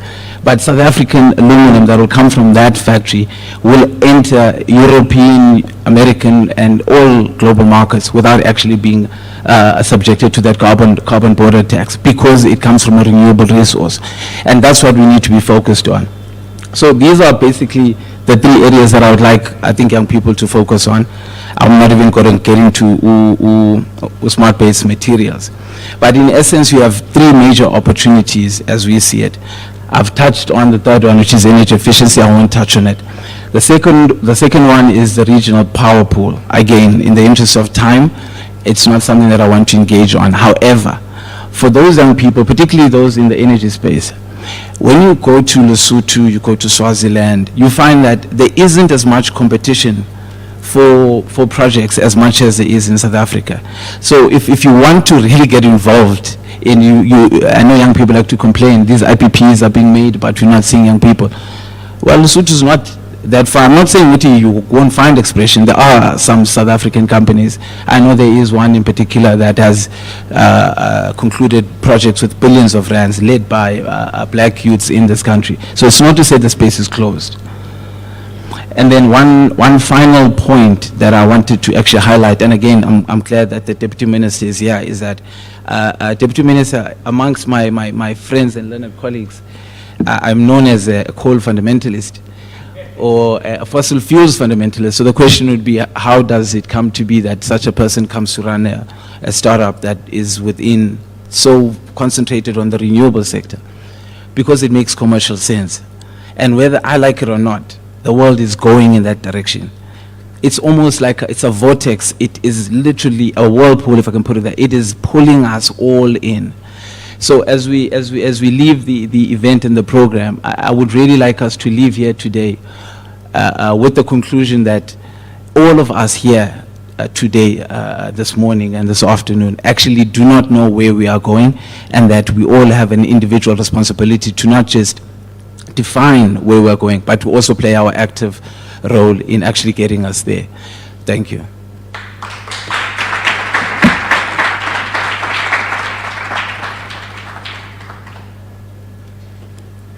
Thank you so much, Mr. Mtlele, for those sobering facts. And I think what I appreciate the most as well is your ability to read the room. I think sometimes as people speak, we get so fixated on ensuring that we want everything that we put together to be read, and we miss opportunities to talk about the most critical things and maybe give the most critical contributions that would be much more tangible and more real as far as our audience is concerned.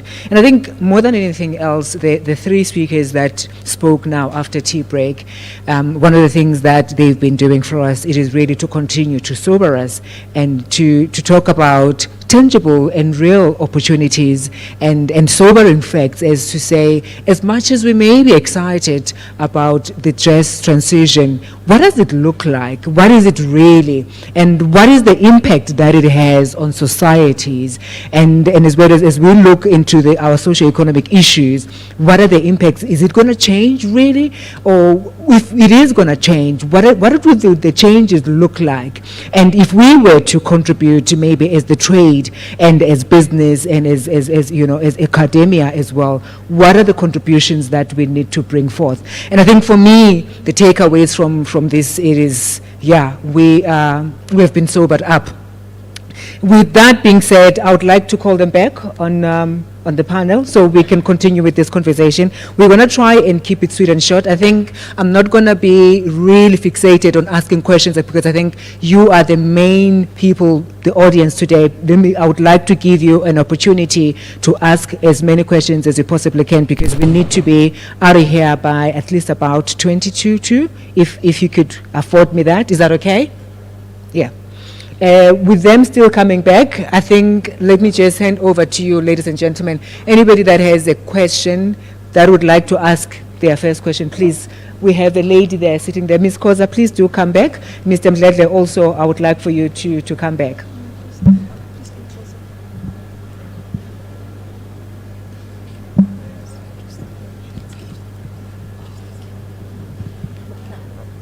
Okay, thank you so much. Yes, over to you. You see, I'm even closing my questions because it's not about me today. It is really about us. I think really sometimes we get into the room and we're so fixated on trying to get our points across and we never get to read the room. So this is an opportunity for us to really just do things differently. Because one of the things that we're good at South Africans is having conversations upon conversations, and we never really go back and say, at what point do we start implementing? Or at what point do we just really interrogate these conversations that we've been having? Over to you, ma'am. Good day. My name is Fundi Swakanyi, a final year computer science student at Tshwane University of Technology. Now, since we are all aware that we are living in the digital age where technology is transforming the world around us, including the energy sector, I would kindly like to know how has the ICT sector contributed to the just energy transition and the socio-economic landscape. The second question that I have is, how can the ICT sector further support the transition and the future of work that is more equitable, sustainable, and productive? Thank you.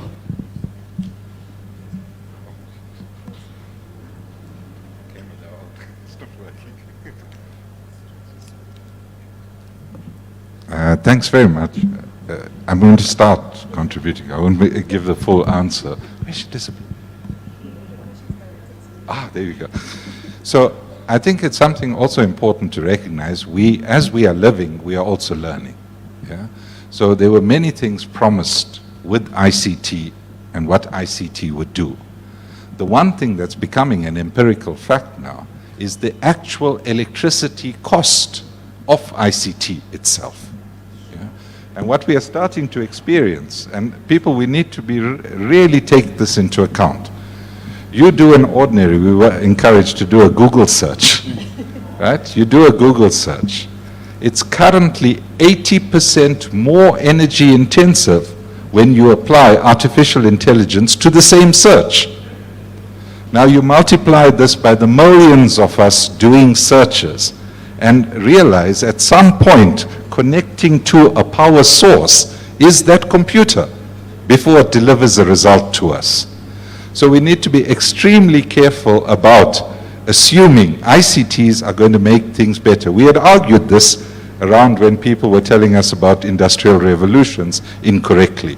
And we are still faced with the same challenge today. If you don't mind, there's a point I want to raise because a colleague had raised it so eloquently earlier. Yeah? And it's about correcting this historical facts.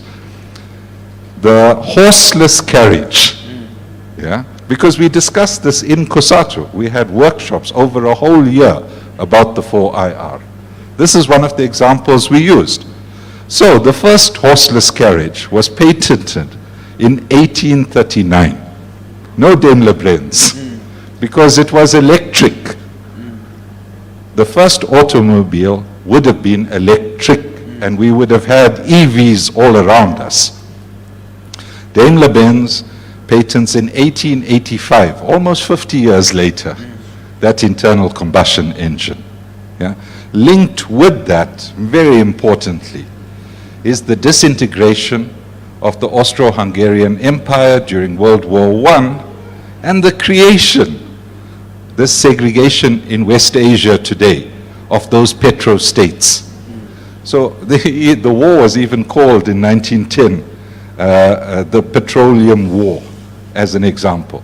When you combine that together, in 1908, think this is almost a century later, that Ford introduces the Model T, which uses the internal combustion engine, linked with the imperialist expansion into those territories and securing them as natural resources for their own use. So what do we have today? We have to transit away from internal combustion engines. But I've used that to show it is not simplistic. And this is what concerns me, that when we look at policy analysis, we draw one line and you expect that is going to be the consequence.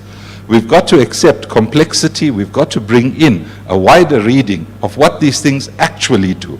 So whereas there is a promise around ICT helping us, we must be very careful about the negative consequences that I'm sure we are not calculating in us thinking about transitions at all. Oh, thank you. Okay, it is very clear that we are living in the fourth industrial revolution. But then I'd like to just put it out there that there is so many things that still need to be transformed to meet the needs of 4IR in Africa. Right? We can say we are in the digital world, there's artificial intelligence and whatnot, but do we have the infrastructure for that? We don't have. So there's still, like, we need to transform a lot of things from policies to implementation. So like that's one thing that I'd like to put out, that government and relevant stakeholders needs to put in the work to transform existing policies to meet the needs of the 4IR to be in the same level as the global north and other developed countries. Thank you. Okay. No, thank you. I think I'm going to just skip the first question and go to the second one. I think the second one was around the sustainability of it, but what needs to be done for it to be sustainable. For me, I think the simple question, well, or answer to that, in my view, is it must be profitable. That's all. That is the only requirement. I said earlier on that I'm known as a coal fundamentalist, but how do I end up then going into renewables? There's something that Uvo Sitemboya said in one of his master classes. This is pre-COVID. He actually said that, you know, the problem with you entrepreneurs, and I was watching there on YouTube as an entrepreneur there saying, and then he says, you are trying to develop apps for people that do not have food to eat. I want to latch on to what Prof. Maharaj has said. What we don't understand about the transition itself, the ongoing one, by the way, because we're not talking about something that is coming, we're talking about something that is happening, is that you have a contestation or a battle between and amongst the technologies themselves. Why did he provide that context of the Hungarian, what were Karl Benz? Karl Benz was German. So if you can say, it's almost like a tender spec if you, I'm not sure if they're in the business space, but if your municipality says, we want desks with a white coat, and Mdlele is the only one who has this white coat, in essence, they've given me a monopoly over that. It's the same thing with just energy transition. Now we can say sustainable, but then we have a battle of the battery electric chemistries. South America will push lithium because they have it in abundance. South Africa, we have manganese. We produce more than 2 tons of manganese. Dr. Mngadi might correct me, but we will probably decrease slightly once Guinea comes on board with their massive project.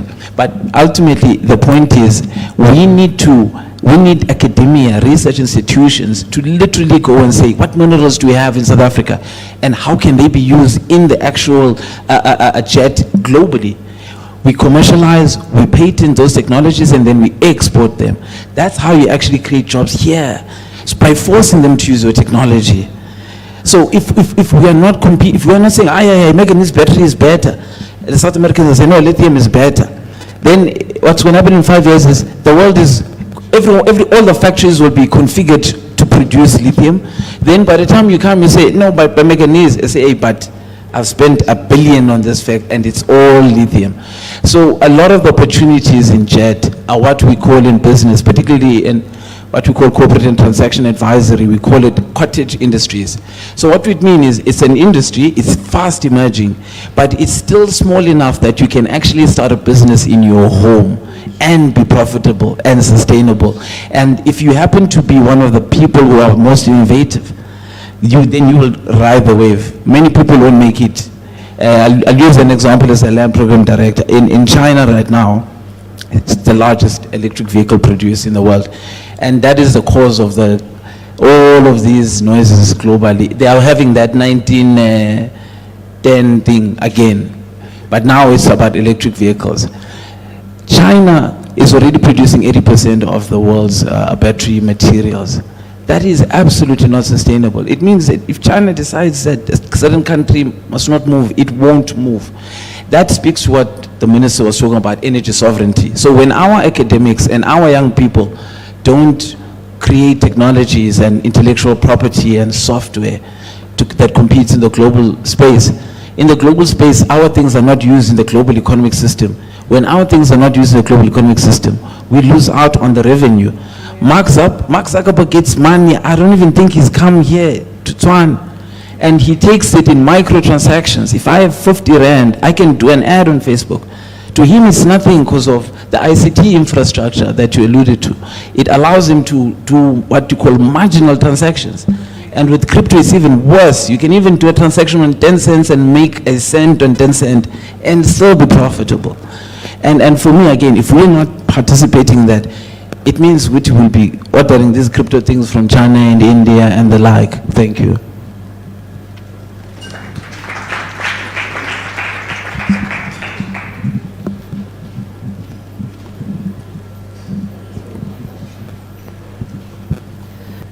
Thank you, Program Director. My name is Kolani. I'm from UNISA.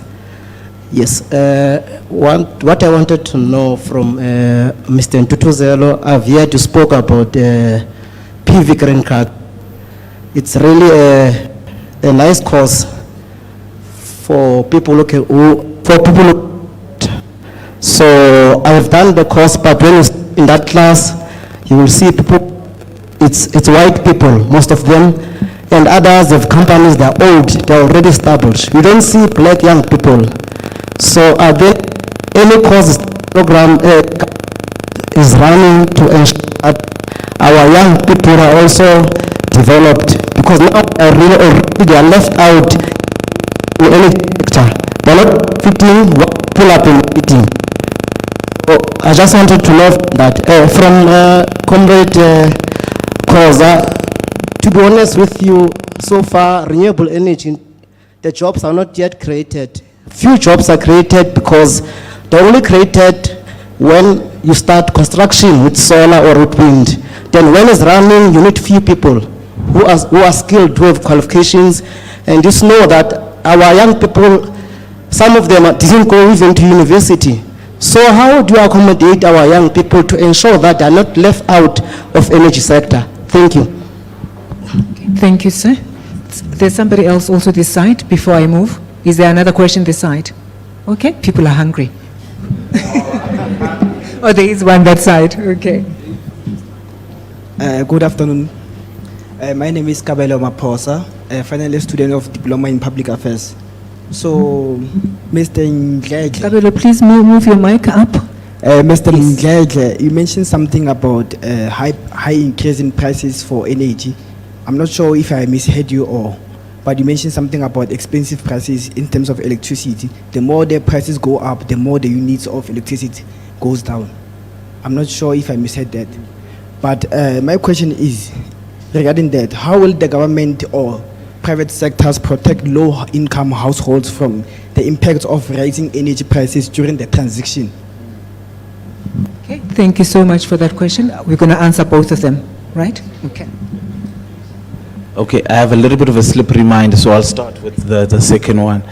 It goes back to what we said earlier. The thing about energy, for me, it's not just a trilemma problem. It really is historically like a chicken and an egg problem.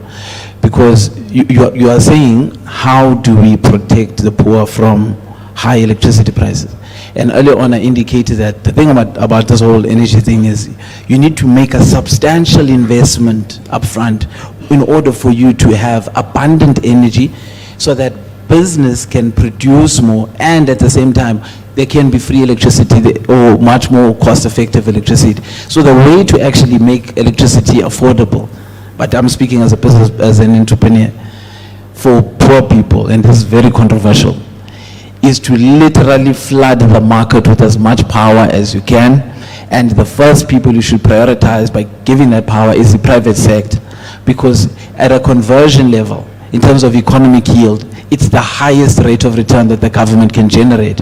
Because you must recall that in South Africa, we have, for instance, what we call indigent support for electricity.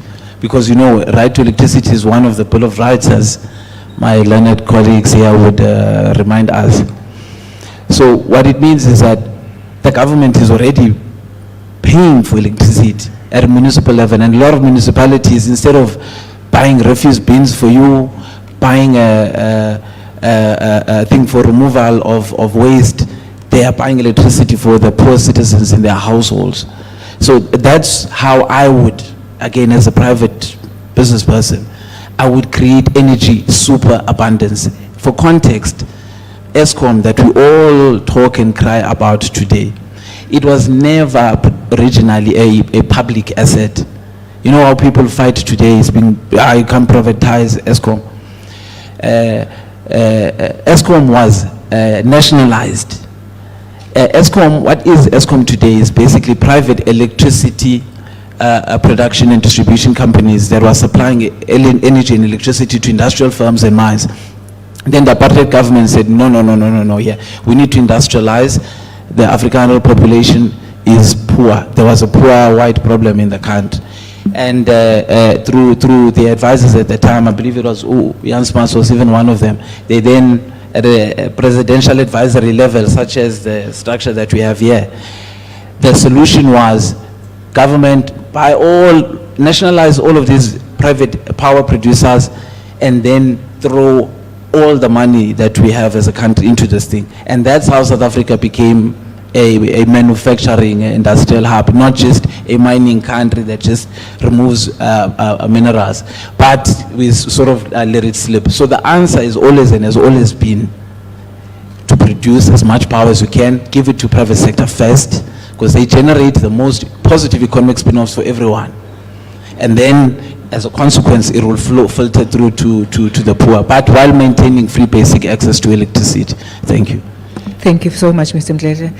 Ms. Khoza, as you respond to that, and because we're going to, after that, we're going to do our parting shots, I also would like us to maybe talk a bit about young people from the peri-urban and rural areas, right? As I'm listening to some of the solutions that we've been tabling here, to me, they seem to be much more relevant to a young person who's based in an urban area.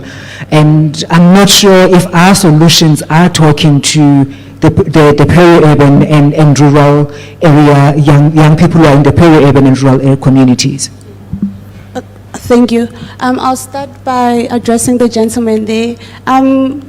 We share the same sentiments that the renewable energy sector does not have too many jobs in its current form. Like the study I alluded to, that most of the jobs were in the installation phases, but then like not throughout, which is why I also emphasize that it's very problematic.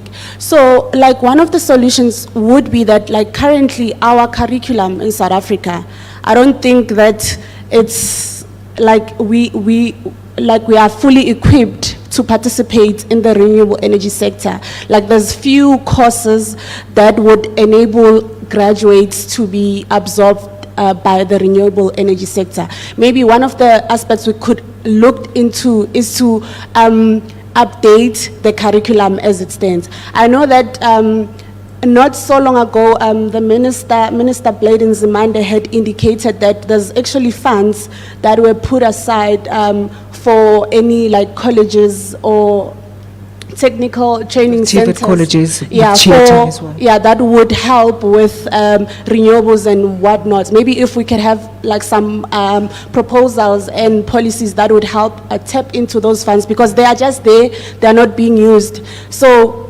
one of the ways to go, obviously, is training and education so that they could be absorbed. Also, when we talk about like skills and jobs or whatever, we don't, as much as we are saying that the young workers and the women would be mostly affected, it's not right to neglect the men that are currently in the workforce, right? Because in most households, a man would be the only provider. For instance, if you close a coal mine and the father or the head of the household loses their jobs, it means that household no longer has some form of income, right? And also, we go back to saying, even like when we transition or we close the power coal station, it's not only the miner who's going to lose their jobs, also that informal woman, the mother or mama who's selling outside the mine is also going to lose their jobs, which means like it's two groups of people that are losing their jobs. So I'm saying like changing the curriculum or updating in order for it to be participative in the incoming renewable energy sector. What was the second question? It was peri-urban and rural area communities. Oh, okay, yeah. But I guess if you're saying that we put it in the curriculum, we roll it out throughout the country, those are in the peri-urban and rural areas, Well- they get to benefit as well somewhat. Yeah, right. And also, like in the rural areas, we know that there's like people who are in like your agricultural sector. Some, it might not be like formal work, like some people just farm to sell, like, but they're not registered in the registry of like workers. So like, I know that, I'm in there, that's just the socialist. But, like, obviously, like hence I'm saying, like we had indicated that it's not right on paper to just indicate to it as a just energy transition, because there's many factors that, many sectors that are going to be affected. For instance, if you close a coal power station, you, not only a miner is going to lose their job, even the people in logistics who are supposed to transfer the thing are going to be, you're right. Also, the vicious cycle, you see, yeah, exactly. So like the women in the, hence we have a study at COSATU which is like social ownership of the just transition, right? We feel that people that are in the rurals or in communities that are, I don't want to say they have not, but then like that are not advantageous can like participate in social ownership of the transition, because I think there's communities in the Eastern Cape where they have like your solar or whatever. It's something that they started themselves. So anyone, whatever your social economic status, can participate and have to participate in the just transition. So we need to have programs that talk more about that, so Yes, that we yes. create much more awareness throughout the country. Yeah, hence we emphasize the matter of like education and training. Like it's something that we do as an organization, but it's like we can't go like everywhere. yeah. Hence, I'm in That the means you need national to office. collaborate with other stakeholders. I workshop the provinces and they workshop their locals. Their locals should go to the, until we reach every corner of South Africa. Got you. Yes. Professor, your parting shots? Thanks very much, colleagues. So also in terms of the audience being very young, yeah. So assuming also people are involved in studying at present, you may recollect that you had a cohort before that demanded fees must fall. Amongst the demands that were put forward was not only that education be universal, high quality and available to all, was also calls to decolonize the curricula. Part and parcel of decolonizing the curricula is to build our own integrity and sovereignty inside it. True. So what about decarbonizing the curricula as well? And this is an important point in terms of some of the myths that surround us. Yeah, I have two more points here. The one is a direct comment to the question about training and retraining. We are sat inside a facility whose object is that very transition. Yeah. The Institute for the Future of Work, that has a range of programs that's seeking and is actually doing it. We need more support added in, and for such programs to be expanded, such that we don't have a separate facility where there's a traditional faculty somewhere else teaching the norm versus this is the new. This needs to be integrated into a common curriculum that everyone benefits from. Yeah? The issue This is the part where you clap hands, yeah? That's right, to students, yeah. But, you know, the closing remark for me really touches on what the colleagues have raised here already. We really must also be encouraged to move beyond just simply abundance versus scarcity. A lot of what we are dealing with is, as you correctly point out, because of an artificial scarcity applied to things. We have items such as built obsolescence. I hope all the engineering students are learning this, which tells you in 2.5 months you have to change a product.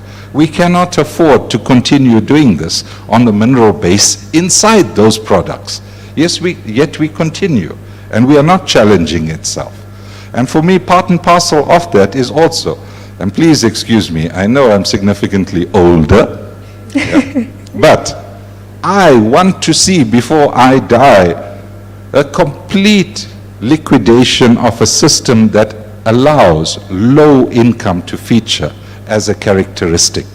It cannot be that we are thinking about our future where we continue this systemic separation of people from what is produced by themselves, and the accumulation of the profits to individuals who are not tied to the actual production of such goods and services. We need a future that is not a continuation of capitalism. Thank you very much. Thank you so much to my panelists. Thank you so much, ladies and gentlemen. Parting shots, Mr. Mdledla? Oh, no. Oh, thank you. I thought I had missed that one.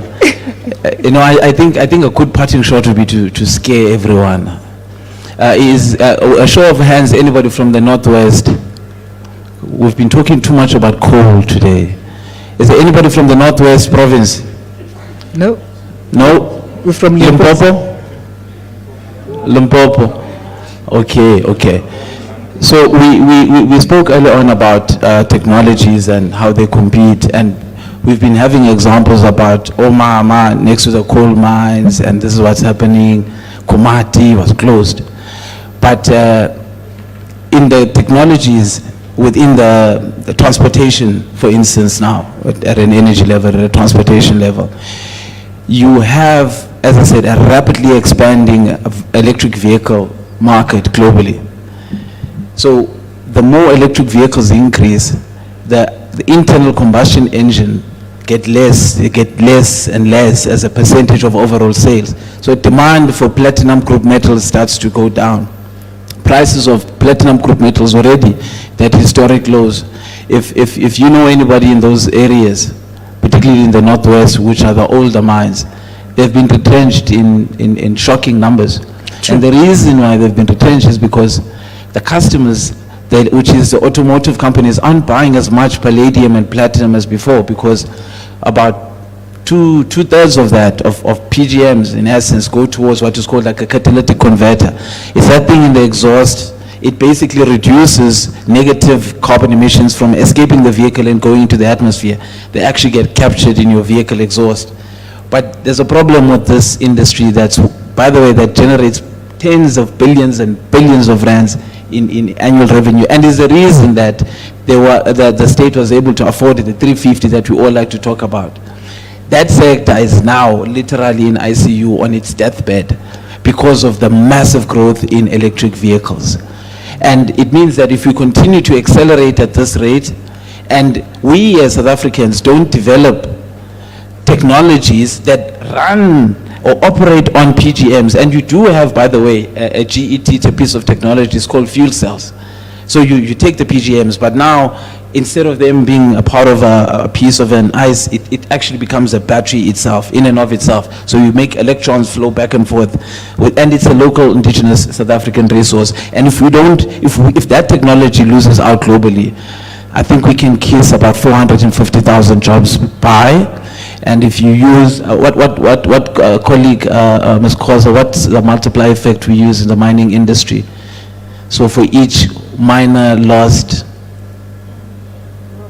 okay, if we use 10, that might be conservative, that's about 4.5 million households that would, or 4 million people in different households that would be touched, just because there's been a change in the technology that runs in the car that you drive in the morning. Thank you. Thank you so much. This is the part where we have to make sure that we showcase that we were here. They need proof that we indeed did come here to attend this. So this gentleman here, they need us to take a picture to say that Mr. Mdledlo, Ms. Khoza, and Professor Maharaj were in the room today. And Professor Masirumule, please do join me. And I would like to thank the audience. You have been amazing. And Professor Masirumule is going to thank you properly. Okay. Professor? Yes. Come closer. Thank you, thank you. Close a bit. Okay. It's fine.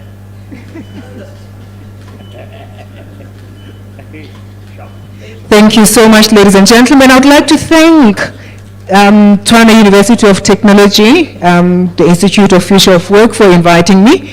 My name is Zaz Mole. I am from the speakers firm, and I would like to thank the service providers that are in this room, and I would like to thank Mr. Muhlomi for inviting me to come and be part of this. If I offended you, I butchered English a little bit, you must just know me. I am very old. I attended night school. It's called Abet Nade, so my English only starts coming alive in the evening. So during the day, it doesn't English at all. And also, I would like to thank the team that really just organized this and put this together. They've been super, super amazing. And the speakers who really participated and made sure that this event or this seminar comes alive. And I think really having the proper speakers who were prepared and who just did not come here to just show face because they could speak English. I mean, you can actually tell that these are the people that did the research and they knew what they were talking about. They thought leaders in their own right. And thank you so much for having me and being such an amazing audience. And I'll hand over to you. And then you give us directions as to where's the food. The reason why we stayed this long is because we want food. I did not know that this would be handed over to myself. Good morning, everyone. How are you all? Thanks again for joining us. Thank you for traveling. I know some students came all the way from Soshanguve, from TUT's Pretoria main campus, and all the other guests who are here. Thank you again for coming. I think the food is already downstairs. Jen? Okay, yes, the food is ready downstairs. So we'll just gently stand up and make our way to the cafeteria. Thank you so much. The Mid-Morning Connection. Mondays to Fridays. 9 a.m. to midday on TUT FM. TUT FM 96.2, amplifying voices and empowering lives. Muteleji na ki mathakasinyolo sibata go moditse bentsagao re be re le ka wona ka fa Ditsela building re le moagong wa Institute for the Future of Work re lebeletse just energy transition and the future of work a seminar. Jale if it le bofelo mtheletse o kwele poledišano yeo e bile go gona re bolela fa ka dialogue yeo le go e be ile a panele ye e be e bopša ke Professor Rasiken Maharaj mmogo le mohumagadi Sandra Khosa wa akaretša le ntate Ntutuzelo Mtletle. Jale re tswaletše ka sona sebopego se sebjale mtheletše ba lebeletše fa mano re lebeletše fa le bokamoso bja ka tsela yeo le re go lebešeletše go ba energy ka ta ya thuša tabeng ya go lebelela bokamoso bja naga e tabeng ya go thola mešomo re lebeletše go tielela ga motlakase go ba electricity kutšana re lebeletše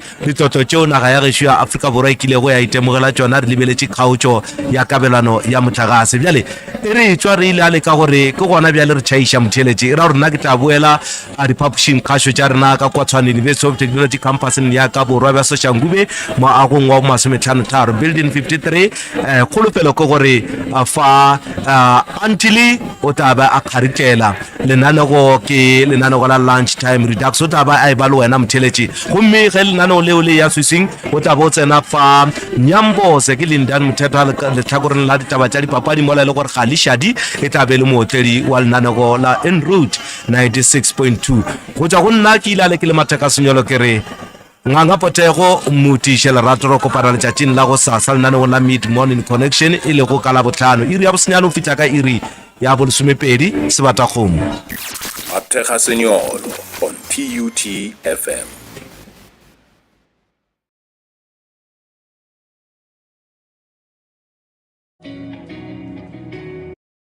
For 30 years, TUT FM has been the heartbeat of the airwaves. Mopitori. We've nurtured countless media personalities, transforming young people into stars. As a pioneer in community news and radio content, we've kept you informed, engaged, and entertained with our unraveled music playlist. From the early days of Tabakadi to the evolution of Amapiano. From local legends to international icons, we play the hits that keep you moving. Join us in celebrating 3 decades of excellence and innovation. Stay tuned because the best is yet to come. Disakobua. Hashtag TUTFM turns 30. Happy birthday, TUTFM. Celebrating 30 years. Re-overloena Spitori. 30 years of being the sound of our beautiful home. 30 years of amplifying voices and empowering lives. Jesus, I will exalt you. I will exalt you. You are the King of Kings. You are my God.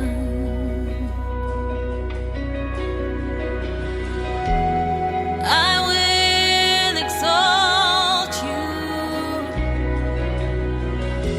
'cause you are the Lord of Lords.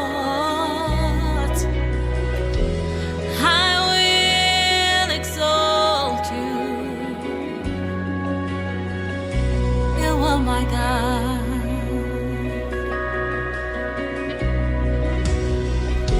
'Cause you died for me, and your blood was shed for me, so that I may be reconciled to God. Yes, you are my God. I will exalt you. I will exalt you. I will exalt you. You are my God. I will exalt you. I will exalt you.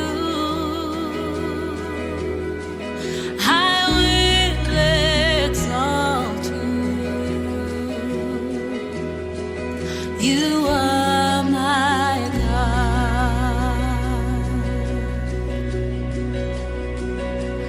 my hiding place, my safe refuge, my treasure, Lord. You are my friend and King, anointed one, most holy.